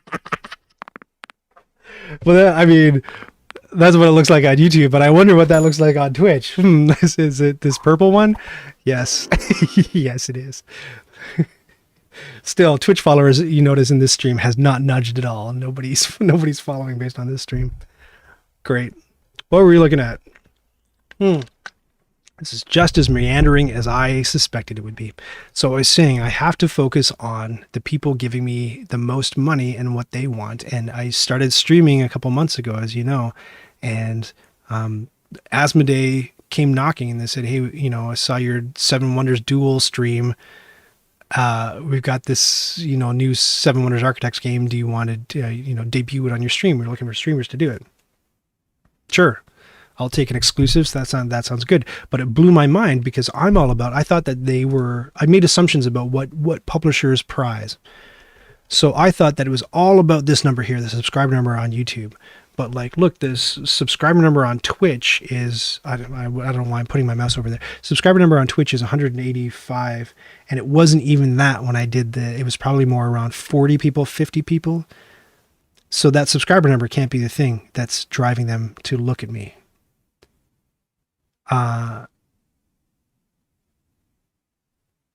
Hold on, I'm reading what DJ Murphy says. What Omelet says. Omelet says, I don't generally watch the HTP videos for funsies. Yeah, they're not entertaining videos. I try to make them as entertaining as possible, but that's not their purpose. DJ Murphy says, I agree with you. You're getting unsubs to watch your vids. So the thumbnails are good. So you're saying the thumbnails are doing what they're supposed to be doing. I think we can go better. But I was talking about the stream. So yeah, they came calling. And then when I did this one, the Concordia one, I just wrote up Acom Digital and said, hey, I want to do a stream. They're like, here, have free codes. That was easy. So I don't know, stream is like a magic word, even though the numbers, at least on Twitch, aren't there. Maybe it's because I'm simultaneously streaming to YouTube. And I've told you on other streams, that's why I'm not signing that agreement yet with Twitch, which prevents me from simulcasting to YouTube and Twitch. There are 144,000 followers of the board game channel on Twitch. Yeah, that's super low, right? Is that shockingly low to you? Here, I'll show you what Ahmed's talking about. So there's not a big pool of people at all. I'm gonna have to mute this right away because it's gonna start playing probably me. Pause. Okay. So this is what he's talking about. They've got all these different categories and they're split up into two games because Twitch is geared around, you know, oh, I want to see people who are playing Valorant. Click. Here's everybody who's playing Valorant at the time. We don't have that for board games. We're not, first of all, it would fragment it too small, I think. And when you're going to YouTube, when you decide to, so how to play Black Angel, check this out. When you're setting all the different parameters of the video, you can tell people where you're streaming from. You have to flag it if it's a sponsored video. If I go down here, you know, this is where you type up your whole, you know, spiel below. And this is where you set those chapters. By the way, if you want to help set chapters for this video, excuse me, for this video, !M space whatever's happening, and that'll submit a marker to me, and then I can put it in this list so that it helps people watch the reruns. And I would appreciate the help very much. Great. Here's where you upload your thumbnail. So it automatically takes random screenshots. So it apparently likes the one with the rules gremlin in it. And then you can upload your own. But when you go down to this show more section and you say, where is it? Where is it? Category, gaming, game title. Oh, fantastic. I will type Black Angel. That's interesting. It's not coming up. Why is it not coming up? Because the only games in this populated list are video games. It doesn't have board games, so I can't do it. So, we got kind of have board gamers, we get the shaft.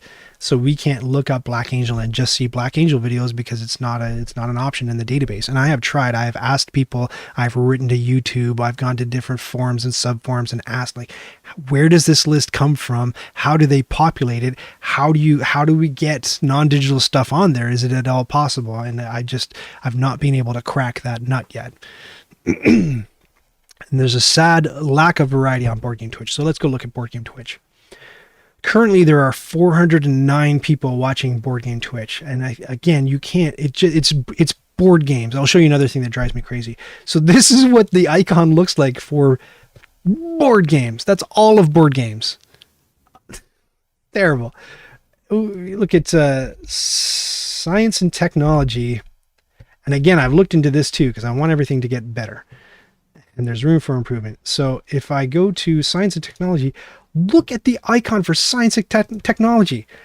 That thing's wicked. Look, there's the flipping mad scientist in like the Nazi overcoat and stuff exploding out of a laptop. Okay, let's go back and compare. Go back. We're going back to board games. What is this nonsense? This looks like Hoyle's Book of Games from 1992 or whatever the heck it is. Awful. Just awful. So I'd like even the talk shows and podcasts looks a lot better. How do you redesign that? Who gets to redesign that and submit it to Twitch and say, please make it better? No wonder there's only 409 viewers total. Man. The other thing I'd like to know is Paula and Matt have discovered something, and I don't know how they've done it, but they have figured out how to put a thumbnail in their in their coming soon box. And I don't know how they did it, and I want to know. Let me know if you know. Such a cool picture for a category that is mostly animal cams. Is that all science and tech is? Just animal cams? I haven't watched it. Hello, beautiful people. Hello, Data Discussions POD. Thank you for joining us.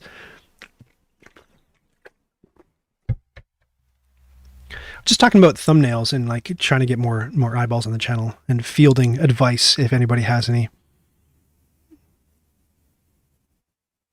Oh, you think 144 omelet? You think 144,000 is a high number of people? I don't. I think that's small potatoes compared to, I don't know. Well, let's take a look at how many people. Maybe it's an unfair comparison, but how many viewers are on Valorant? 88,000. League of Legends, well, League of Legends is very popular. 874,000, 18,000 for but this is on a single game. For the board games, it's what do you say? 144,000 for every board game in existence is under that umbrella of board games. Think that's a lot of people? I don't know. I don't think that's a lot of people. It's so small and sad. Back to this redesign. I don't think this looks good at all. So let's hide it and make a new layer. So another thing that I wanted to try is,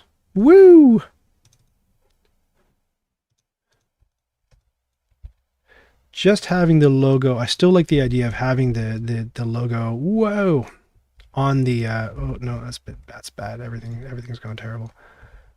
Having the logo on the screen, but very, very small. And I looked at what Quackalope was doing.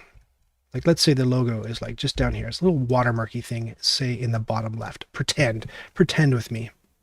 We'll go back to what Quackalope was doing, where he has put, and Rodney Smith's doing this too. He has put the style of the thing just down in a little box down here. The unboxings that I was doing, so I'm going off on weird tangents. I was trying to say to you guys a while ago, nobody likes unboxings. Nobody likes watching them. I shouldn't say nobody, but they underperform compared to things like how to plays. But how to plays are the expensive thing to produce, right? So this took 70 hours for me to build, whereas something like, hold on, where's my most recent stuff? Something like, well, the streams take very little preparation, could you tell?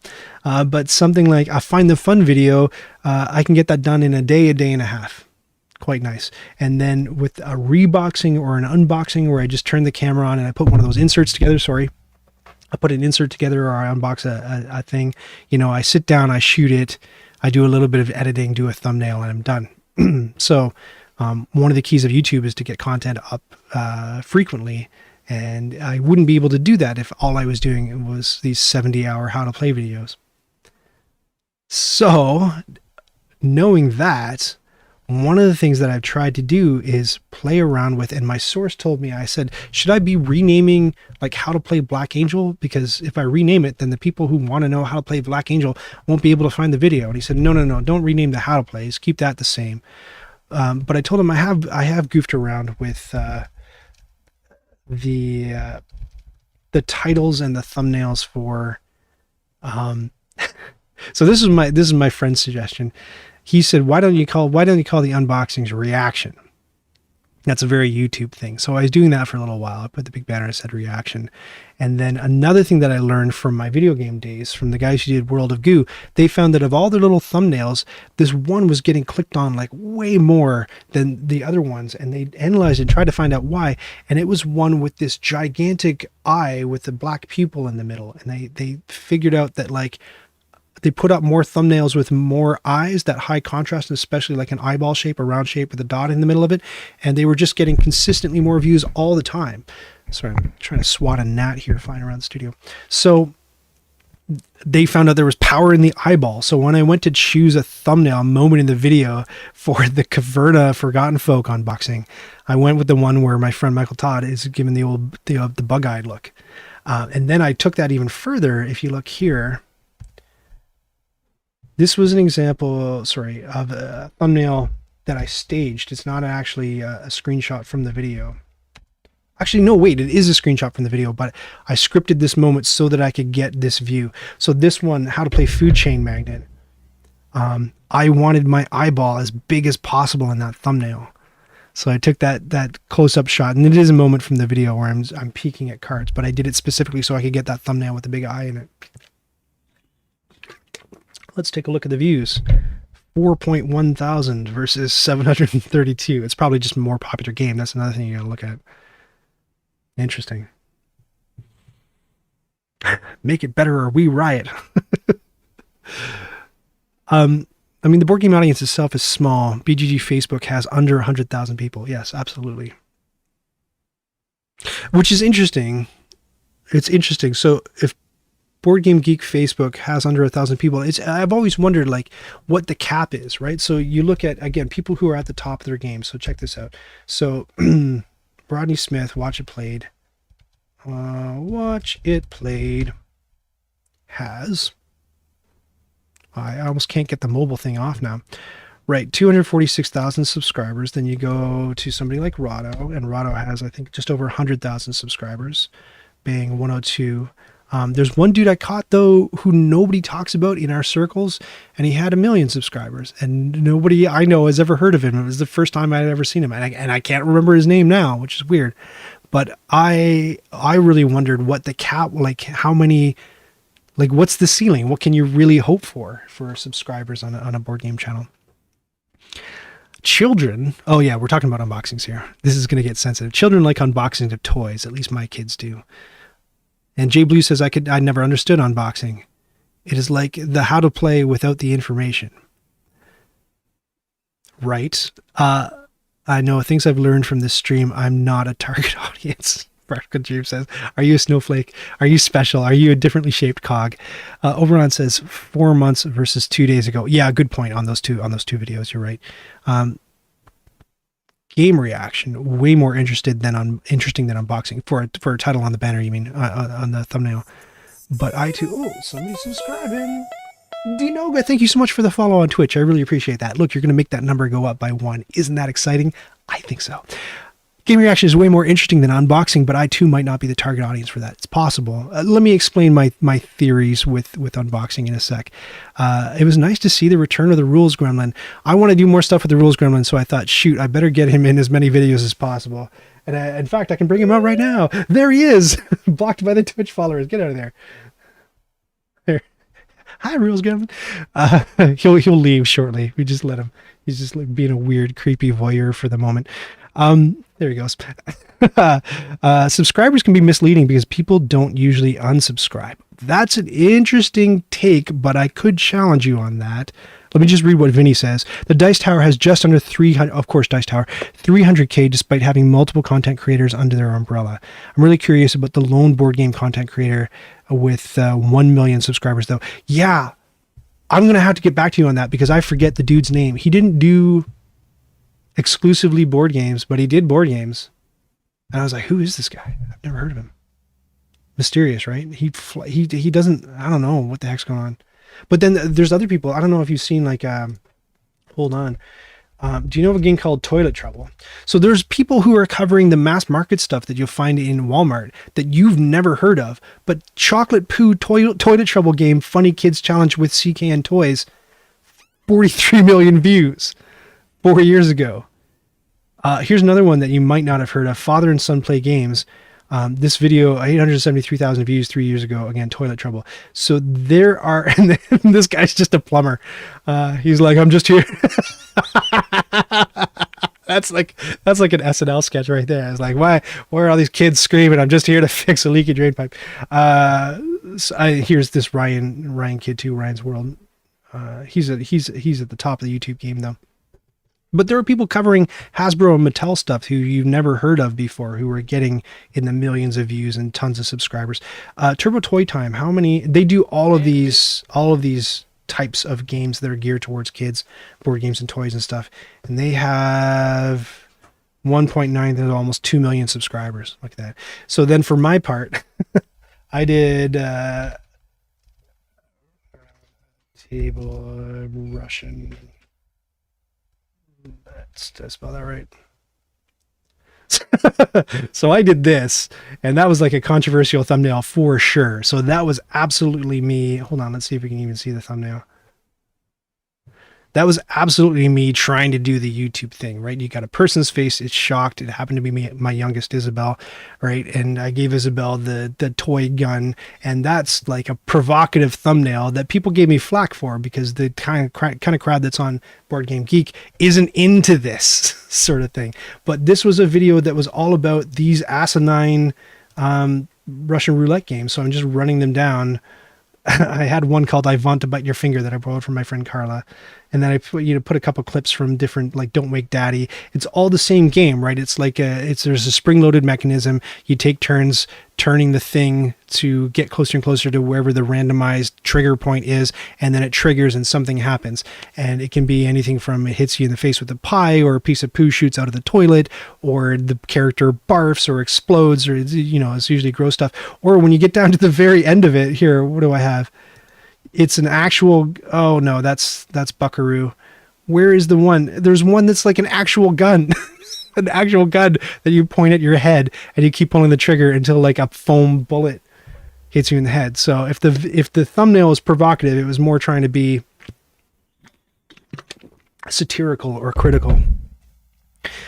The Dice Tower, all right, so if he covers video games as well, that could account for it since it's a digital medium with a much wider, bigger market. So there's probably more digital engagement. That's true. And that's, again, why, just to explain kind of what I'm trying to do here, that's why when you see me covering, hold on, let me just dip out to my, just to explain the strategy behind some of the stuff that I'm trying to do. So scrolling down, when you see me covering, and you'll see me do a little bit more of this, I think, in the near future. Oh, please scroll down. It doesn't want to. Where are my actual videos? Oh, God. No, I don't know. I know how we do it. Nope, that's not it. Nope, hold on. I'm fumbling. YouTube.com/DanceAroundTable. Let me go to my recent offerings.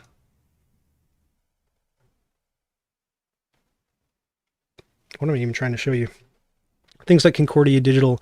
One of the things that I noticed in doing these videos was whenever there was a digital version of a board game that was on Steam, suddenly when I go to that list and I choose the game, because it's now digital, it's in the list, right? And so one of my top videos of all time was Race for the Galaxy, and one of the reasons why I think it got as much attention as it did, first, it was a perfect storm, right? It's a difficult game to learn. The rule book's not very good. There's all this symbology that you got to get your head around. It wasn't taught very well by the publisher in the rule book, and it was a game that, despite that, a lot of people said was great. So a lot of people were interested in it, so they were searching out a video for it. And what was I trying to say? Right, because there was a digital version, it showed up on the list, and it was a thing that you could buy on Steam. So when I did my video, I was able to tag it with the game name, and I was able to put that video on Steam. And I noticed that it was getting crazy more views than the other stuff that I did, and it's still one of my top videos of all time. And I think that a good chunk of that is that it was in that database list. So heck yeah, I'm going to do Concordia because I can pick it from that list. And now I'm talking to other publishers of digital versions of board games because I just want to be able to pick the game name from that list, because it opens you up to this huge other audience in video games who can now, find your video. It depends on the audience you want to cater to, but board gamers, not to generalize, but tend to have different sensibilities, as I find they tend to be in academia or IT, and it skews older. I agree, and that's why I don't know necessarily that what Quackalope is doing. I don't know. He knows his audience better than I do. I would suggest, and again, he's just like a boring, well, I don't want to call him boring, but he's just a dude, in front of a shelf of board games, just like I am, right? Centered in the shot, just yapping about games, occasional accessory. He's got some nice lighting game going on here too, though. But I don't know that the style of thumbnail that he's adapted here, switching up from his old style, is, I don't want to call it dishonest, but I don't know that it's indicative of what he's doing or the audience he's courting. Is that fair to say? So I don't want to do necessarily that. But what I do want to do, look at this. So the key color in Knights Around a Table is blue. And even though his yellow punches out more, I still think it's too fast food. But I like some of the blues that are going on in this shot. So I just wanted to experiment with some blues over here. So let's say, here we are. Get this rule of third line out of here. Let's say we've got this down here. Let's even say we throw a drop shadow on it, distance it out a little bit, and strengthen it down and blur it a little bit. Boom. So we got that. That's a good, can we agree on that? Is that a good foundation? And then this blue color, I really like, where is it? I like that blue a lot. I've been using it. You notice that in my videos, I highlight things. Sometimes they're highlighted in white, but whenever I get to a section where white won't show up just because of the way the board game is designed, sometimes I'll use this blue. And in the Black Angel video, I used green because the blue didn't show up either. So Fractal Dream says, I don't really watch his channel, Quackalope's channel, only a couple of the root ones because he's the only person really doing playthroughs of all the expansions. Expansions, interesting. I wonder what his root expansion, hold on, let's search. Let's take a look at the views of his root expansion videos. The complete collection overview and unboxing. By the way, I found the secret. If any other YouTubers are watching this, I found the secret to making people click on an unboxing. First of all, you put unboxing, it's poison. Nobody clicks. Don't put unboxing. If you put reaction, it's more like YouTube, but still, just like you're saying, if you look too much like you're trying to appeal to the YouTube crowd, i.e. younger people or like thrill chasers, I don't think it's going to appeal to board game people. What I found works really well, I might be out to lunch on this, but check this out.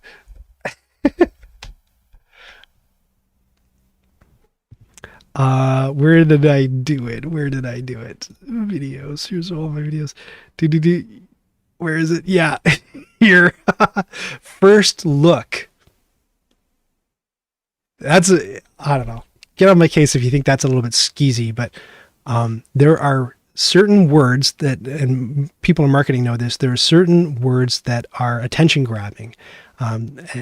Free is one of them. You is another. If you start your YouTube video out or any video out and you work the word you into the introduction, it's grippier. So I try to do that on TikTok. First is a powerful, grabby marketing word. So when I figured out that if I put first look, it's not the first look ever at the game. It's my first look. I've never seen the game before. Maybe if you've never seen the game before, it's your first look too.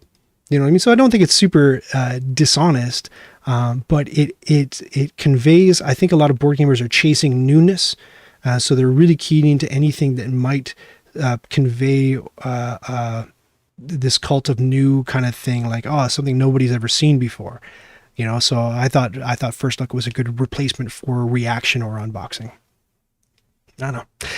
This is a really cool stream, by the way. You seem more genuine, down to earth, as opposed to being a hype man, Vinny says. Thank you, Vinny. I really appreciate that. If you're just joining, if this is your first work jam stream, I'm definitely not trying to entertain you with these ones. I just turn the camera on to whatever I happen to be doing. And this week, I said off the top, you might have missed it, that I had an industry insider whose job it is to get millions of eyeballs on YouTube videos, because he works for a company that does that. He looked at my channel and gave me some tips and said, you should be doing this and not that. And I would be an idiot, wouldn't I, to not heed his advice and try to make some changes and try to implement some of the stuff he said. So we talked about small brain, big sack, but what I would do now to modify this, I think Michael Todd, whoa, what the hell's this? I think Michael Todd's eyes are kind of off-putting in this. I don't necessarily think that I would click on that. And I don't know. I don't know. So what I might do for this one is, the reason it's called small brain, big sack, by the way, that's another thing too, is it's clickbaity really only if you don't fulfill your promise, right? If you say like, you know, you won't believe the thing, but da-da-da, and that thing's not even in the video, or you use something in the thumbnail that doesn't exist in the video, that's when you piss people off. I'm not doing that. Small brain, big sack, it's because there's the trolls, I believe, in Caverna the Forgotten Folk. All the different factions have different abilities on them. And the trolls' abilities are small brain and big sack. We thought that was hilarious when we were going through it. So I thought, just title the video that. Now, to change this one up, I would make it say probably first look, because that's what I'm doing with unboxings. And instead of Michael Todd's bug eyes and us in masks, which is all very creepy and off-putting, I'd actually go get... Actually, I might keep Michael Todd. I might cut him out. I might shrink him a little bit, but I would get a shot of that troll card, and I would get a big ass arrow, and I would point to the thing that said big sack on it. Maybe that's how I would change that. I'm also realizing, says Practical Dream, I don't go off of the thumbnail at all, only really the title, and maybe the view count, going for the higher one first. So tell me about titles then, Practical Dream. So give me a game. Somebody in chat, name a game. We'll look it up. Any board game. And I don't know how much my interaction with the algorithm is going to influence what comes up when I search for it. But yeah, somebody in chat, just name a game. And we'll take a look, and we'll talk about titles a little bit.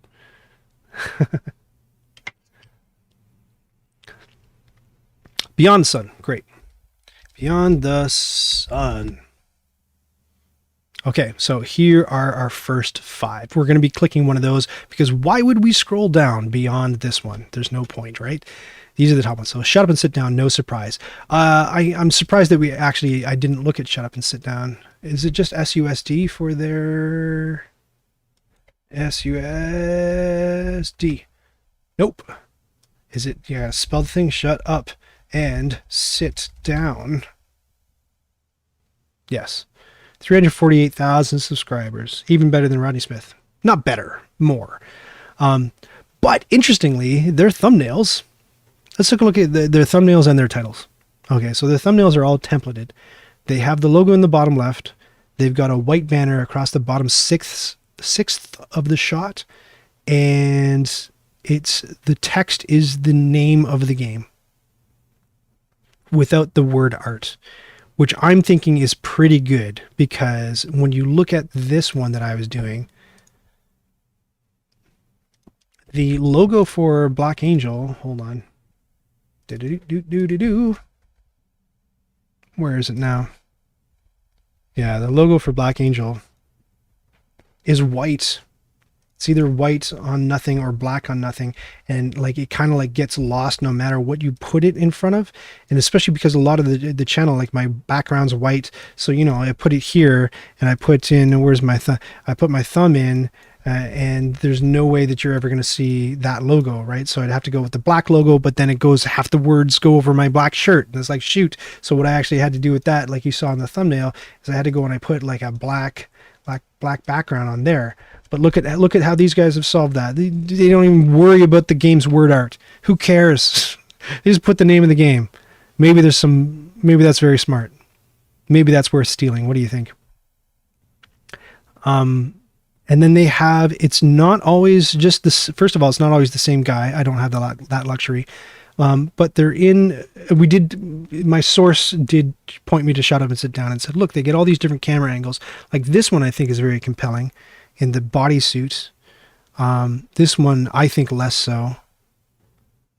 But he does a lot of stuff where where their faces are down at board level, I've noticed. Look at all these. So face at board level on this one, face at board level on this one, face at board level, face at board level, face at board level, face at board level, right? That's their hallmark thing.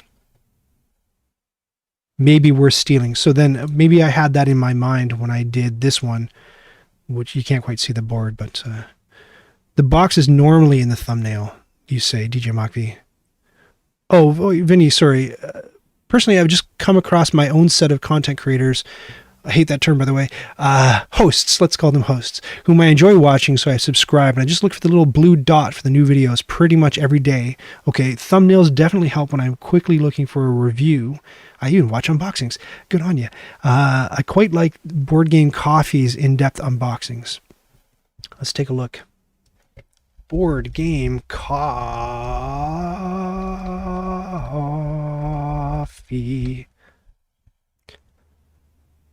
The box is normally in the thumbnail. Are you talking about Shut Up and Sit Down?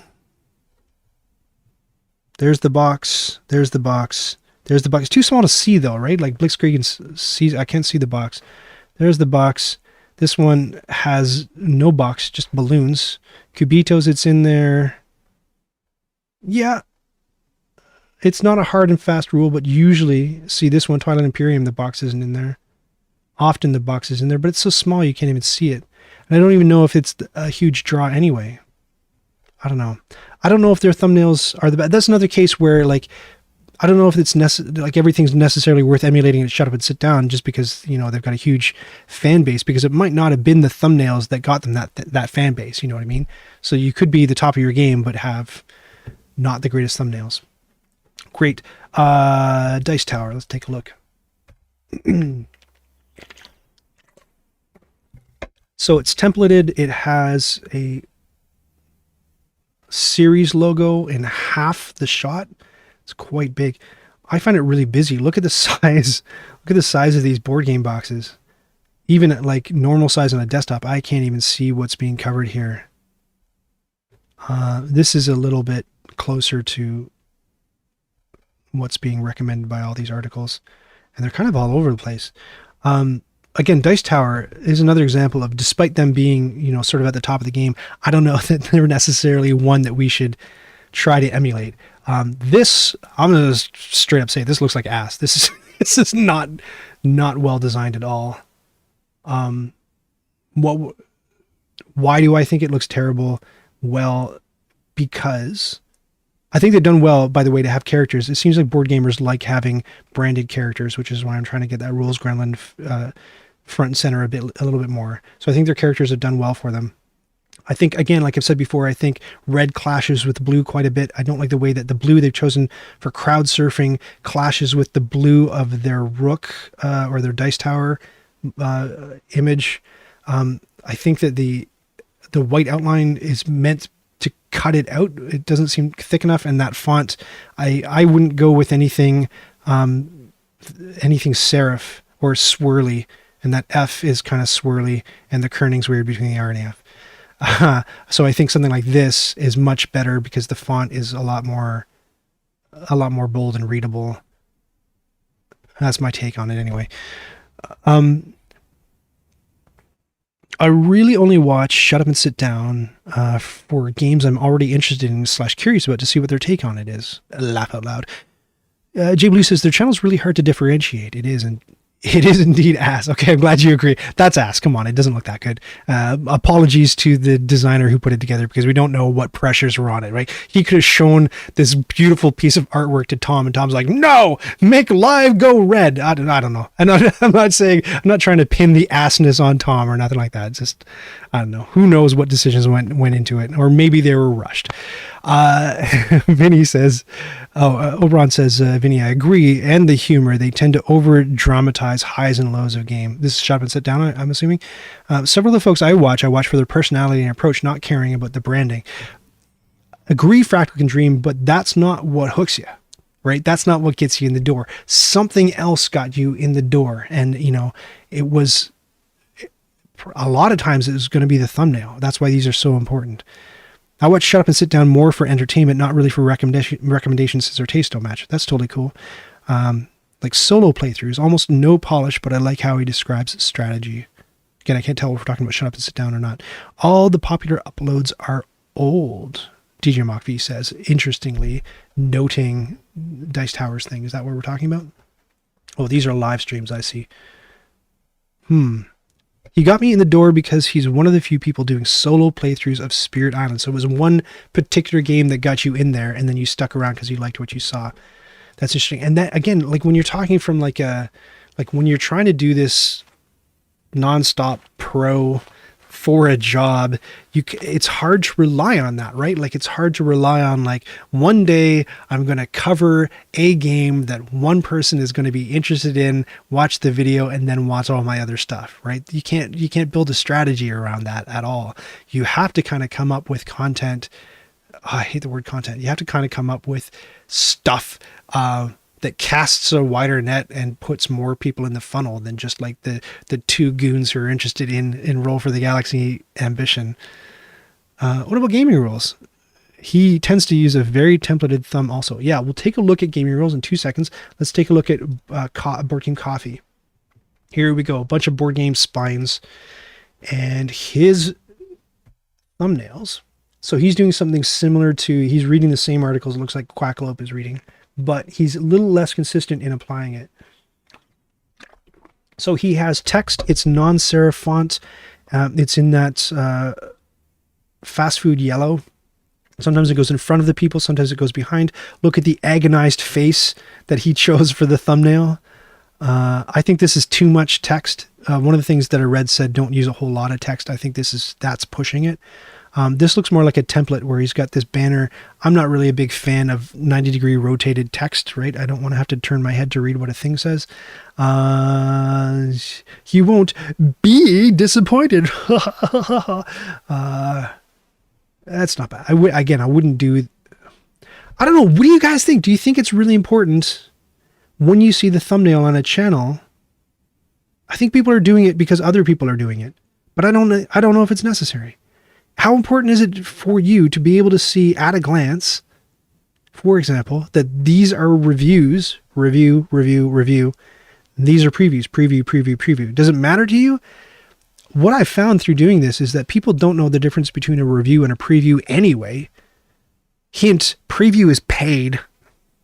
So if you see that word, that's what that's supposed to mean. And review should be unpaid. And if the review is paid, then you've got a problem with the person you're watching because they shouldn't be taking money to give their opinion, in my opinion.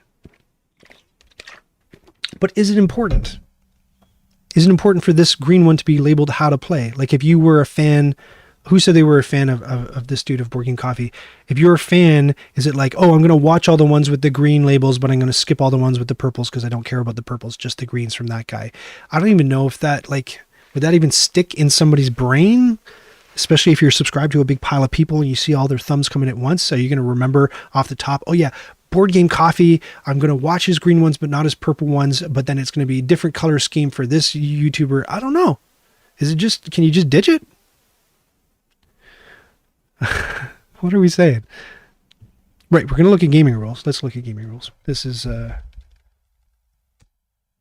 So I watch gaming rules. Nope, that's not him. Nope. So there's a video game thing called Gaming Rules. That is not what we're after. This is what we want. So I watch Paul Grogan's stuff because, actually, I shouldn't say I don't watch his stuff. I don't watch anybody's stuff. I'm too busy.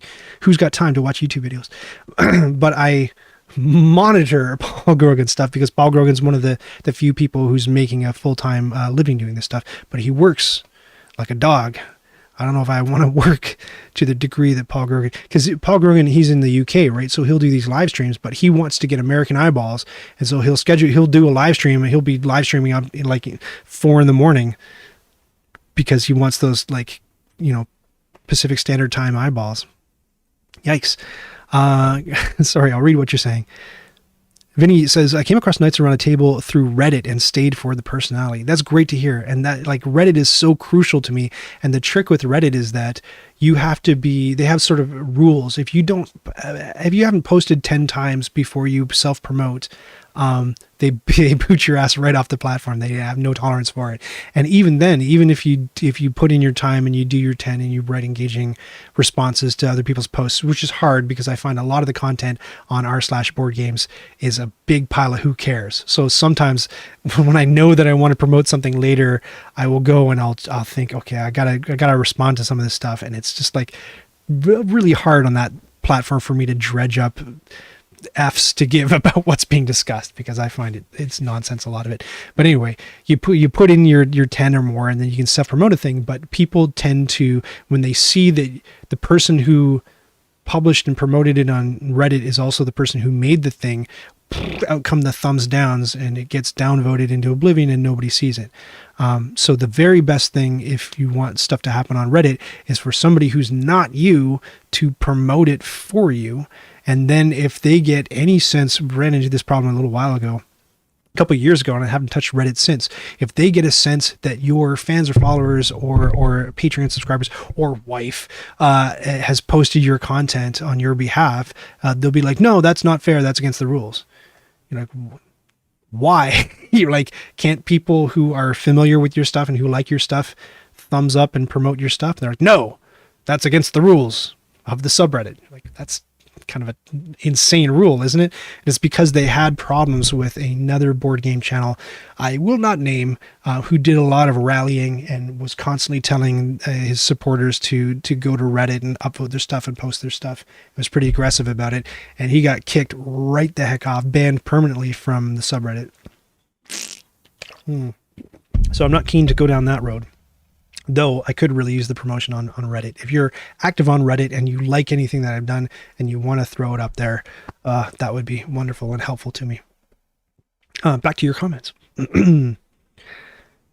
Instead of content, maybe material. The reason why I don't like content and content creators is because talking about perfectly shaped and sized cogs to fit in the machine. That's just the machine needs something to call what we're doing, and it's going to use the most commoditized term, the most soulless commoditized term it can possibly come up with. And when I was more active in video game development, the person who plays a video game was called the user. We didn't even call them player because that was too video game specific and we couldn't apply it to all UX and UI design. So now we had to call it user, which made everybody sound like a drug addict. I wasn't a fan. And then, and so with this kind of stuff, with social media content, sure, it's content, but yeah, you're right. Content creator. Like when I go and introduce myself to people, if I tell them what I'm doing, I don't say, hi, I'm Ryan. I'm a content creator. Like, give me a break. We're human beings, for God's sakes. I tell them I own a video production company that does board game videos on Twitch and YouTube and Steam.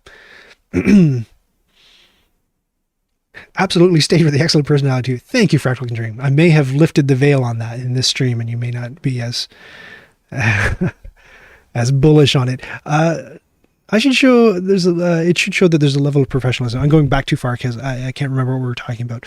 I tend to look for how to play by game and not by host. Yes, agree, Oberon. I'll snag a few and start each until one speaks to me. Yeah, like you watch them and like as soon as you figure out like, okay, this person can teach me this game, right? You'll keep watching. That makes sense to me. We were looking at, Beyond the Sun. Sorry, I'll go through it. Go through YouTube instead of Google. But the problem of doing videos for games that other people have done videos for is you're never going to show up in this top 5 list, and no one's ever going to scroll down to you unless they know you, right? I think the other thing that people will look at, they'll look at this logo, and we'll take a look at John Gets Games too, because I think it's worthwhile. But they'll look at that logo like, oh yeah, shut up, sit down, I like what they do. They'll click on it. If they never heard of them, I think the next thing they look at is time, right? You want to learn that game as fast as possible, which is why Rules Girl and folks like her, look, she's got 44,000 subscribers because she purports to teach the game in 1 minute. And the exception I take to that is that she doesn't. 3 minutes, 4 minutes. Look, she puts it right in her banners. And her banners, again, you can tell that she looked at Rodney Smith too and thought, okay, I'll do a similar thing, even down to the color that she's using. Half her thumbnail is taken up with this logo, which is kind of surprising. I don't think that this is a good one to emulate either. But the exception I always take to Rules Girl stuff is that what's proposed or what's offered is not what's delivered on. These are overviews. You are not going to be able to watch a 3-minute Rules Girl video and then sit down at the table and play the game. You're just not. Some stuff takes effort, and unfortunately, like, if you want to learn how to play Black Angel, you gotta watch the 30 to 40 minute video, or you're just not. When we played Black Angel, I don't know if you know the game, it's back here on the table, but there are different bad alien cards on the board, and if they're worker placement spots, and if you put your dice on the worker placement spots, and there's a bad alien there, the bad alien does bad things. And in our first playthrough, there are so many rules, and we forgot to trigger the bad alien things when we played. And just forgetting that one thing, it's a vastly different game, like vastly different. So your experience just missing one little rule, and I'm sure you've had this experience. People were talking about it on the Discord server just recently. If you blip out on one little rule, you can have a completely different impression of the game than if you got it correct. So I think 3-minute teach of a really complicated game is a bit far-fetched. But he says, that was me. Now that I think about it, I don't actually look for their thumbnails. I'd rather look for a playlist for a specific type of content or do a direct search. Practical Dream says, I never watched Gaming Rules before. I wonder why. Reddit mods be power trip. Yeah, Reddit mods be power tripping, man.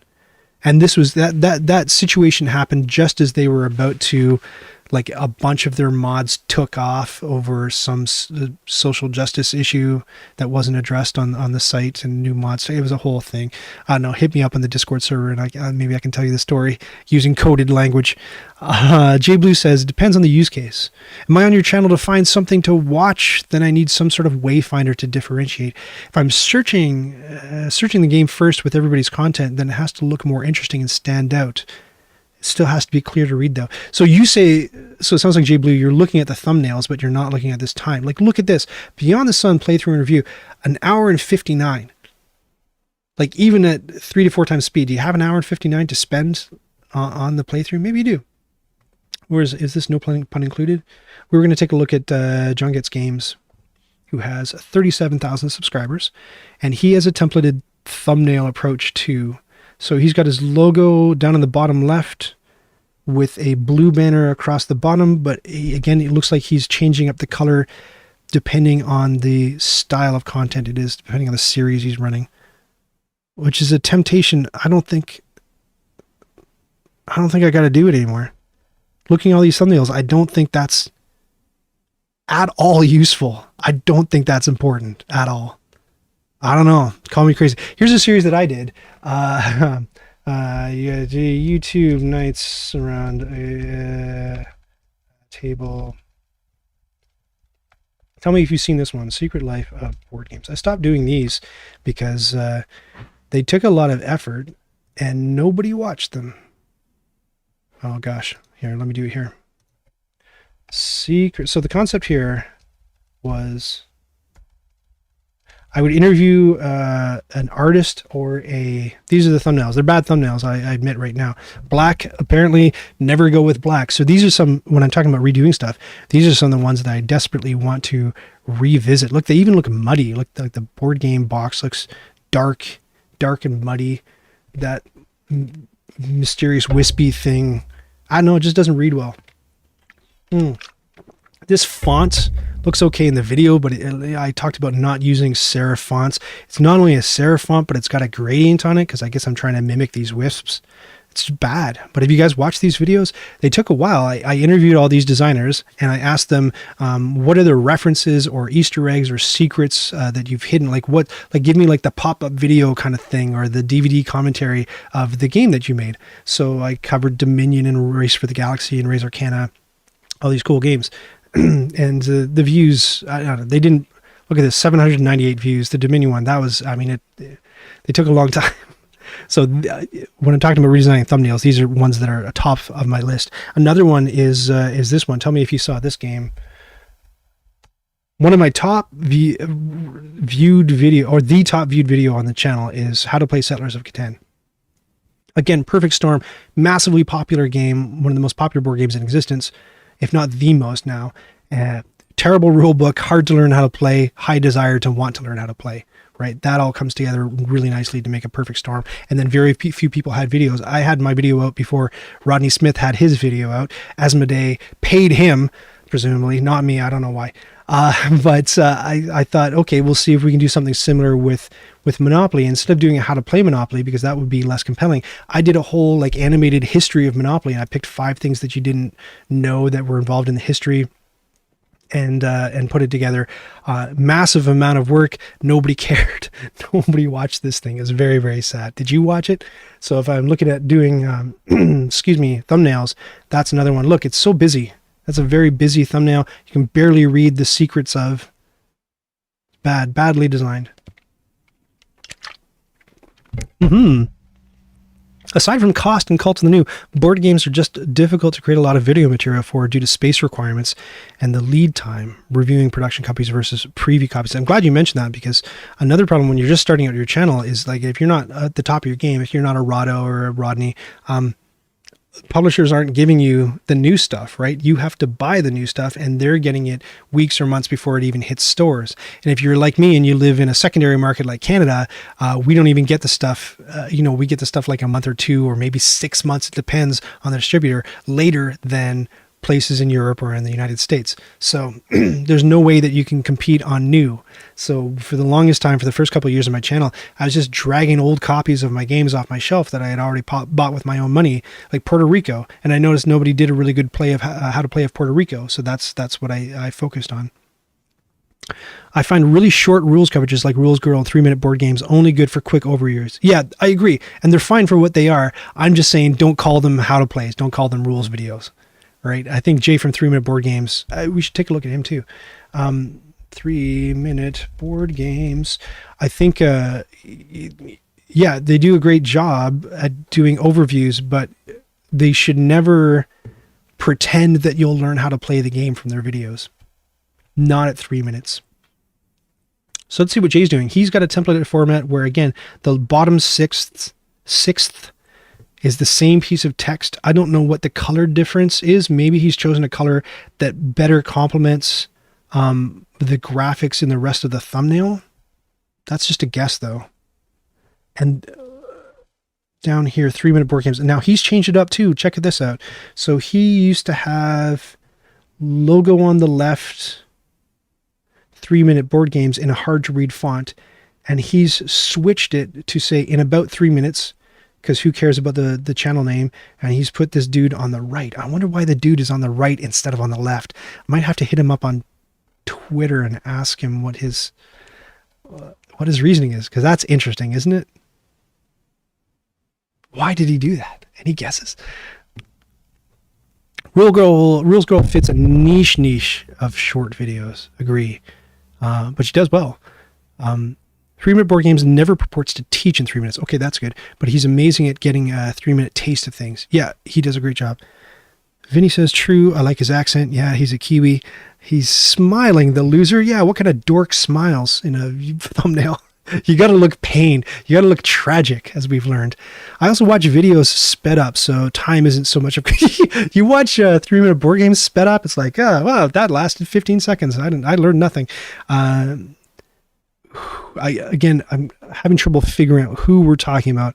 They also narrate their turns and thoughts very well. Are we talking about, who are we talking about? I don't know. I've taken too long to look at your comments.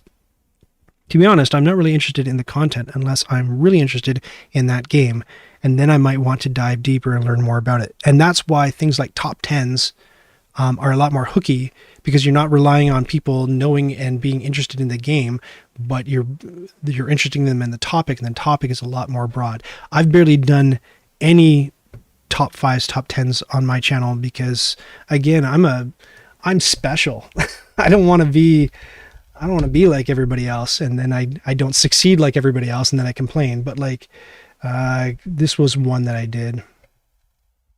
That Monopoly one, again, was supposed to be the kickoff of a series.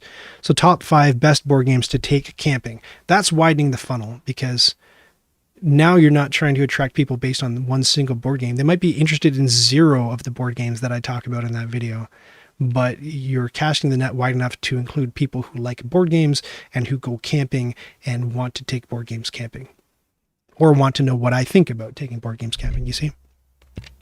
Ryan's top 10 beige games. You've suggested that before on the Discord server, haven't you?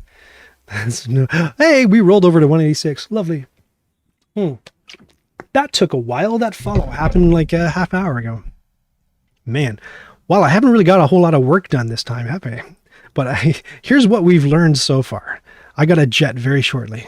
Oh, I should have jetted 40 minutes ago. I'm missing a meeting. That's okay. I will jet soon. But if you have anything important to say to me, to recommend to me, first, I'm going to experiment with this electric blue.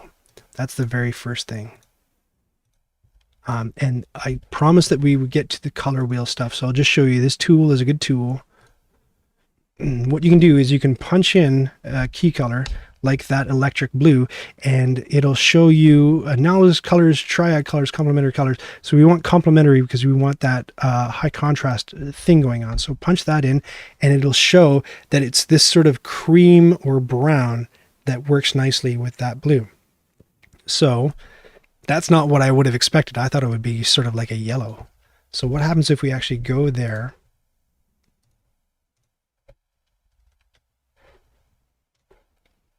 And we use that.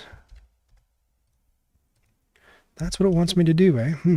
It kind of does match the house, the little, wooden house down there. And then another thing to experiment with: do you go all caps? Does that look like shouting, or do you go with mix? Like I say, I like that font. I think mix looks better than all caps. I think it's a little bit friendlier on the eyes. So there's that decision made. I don't think it's necessary to mark the series. That may be, I don't know. Do you do this? Do you go 30 degree tilt on the old Logaroo? I don't know. Do you put the game name across the bottom? I don't know. I don't know what to do. After all this research and after the 2-hour stream, I don't know. But you're going to be seeing a couple of changes on the channel if you pop in. Specifically, I want you to notice, and if you were on the Discord server, I'll mention this to you too. I want you to notice the Secret Life of Board Games series. That's top of my list because I'd love people. I'd love for people to watch those. And one thing that I know is if you go back and you redo your titles, so all these titles, these are getting nixed. Nobody cares. If nobody knows what the series is, they don't care that there's a part 4. I don't think. They'll catch on. Who cares? Whatever. Who cares? Just chuck it. Just dump it, and we'll do something different. I'm going to change all of these titles to be... I hesitate to use the word clickbaity because I'm going to fulfill whatever promise I put in the title. I'm going to switch all the thumbnails. I'm going to use more arrows. I'm going to use more circles. I'm going to use more this versus that comparisons. So I'm going to start with these. So keep an eye on this space. Vinny says I might not be a good data point, but I think for me, thumbnails work best when it shows the title, box cover, review, preview, unboxing, etc. Doing something different, Vinny. Thank you for your input, but we're doing something different because, I'm not saying it hasn't worked, but I just want it to work more. 15.8 subscribers, good start. 4 years, I don't know. Is it paying the bills? Not yet. I need it to. So time to pivot. Time to shift things up a little bit. I don't know about all caps versus not being all caps, but large font certainly helps. Large font, I guess you're saying, certainly helps to quickly identify. Agree. Marking a series specific preview versus review can be good. Based on what data, Oberon? Bring the receipts. Back it up.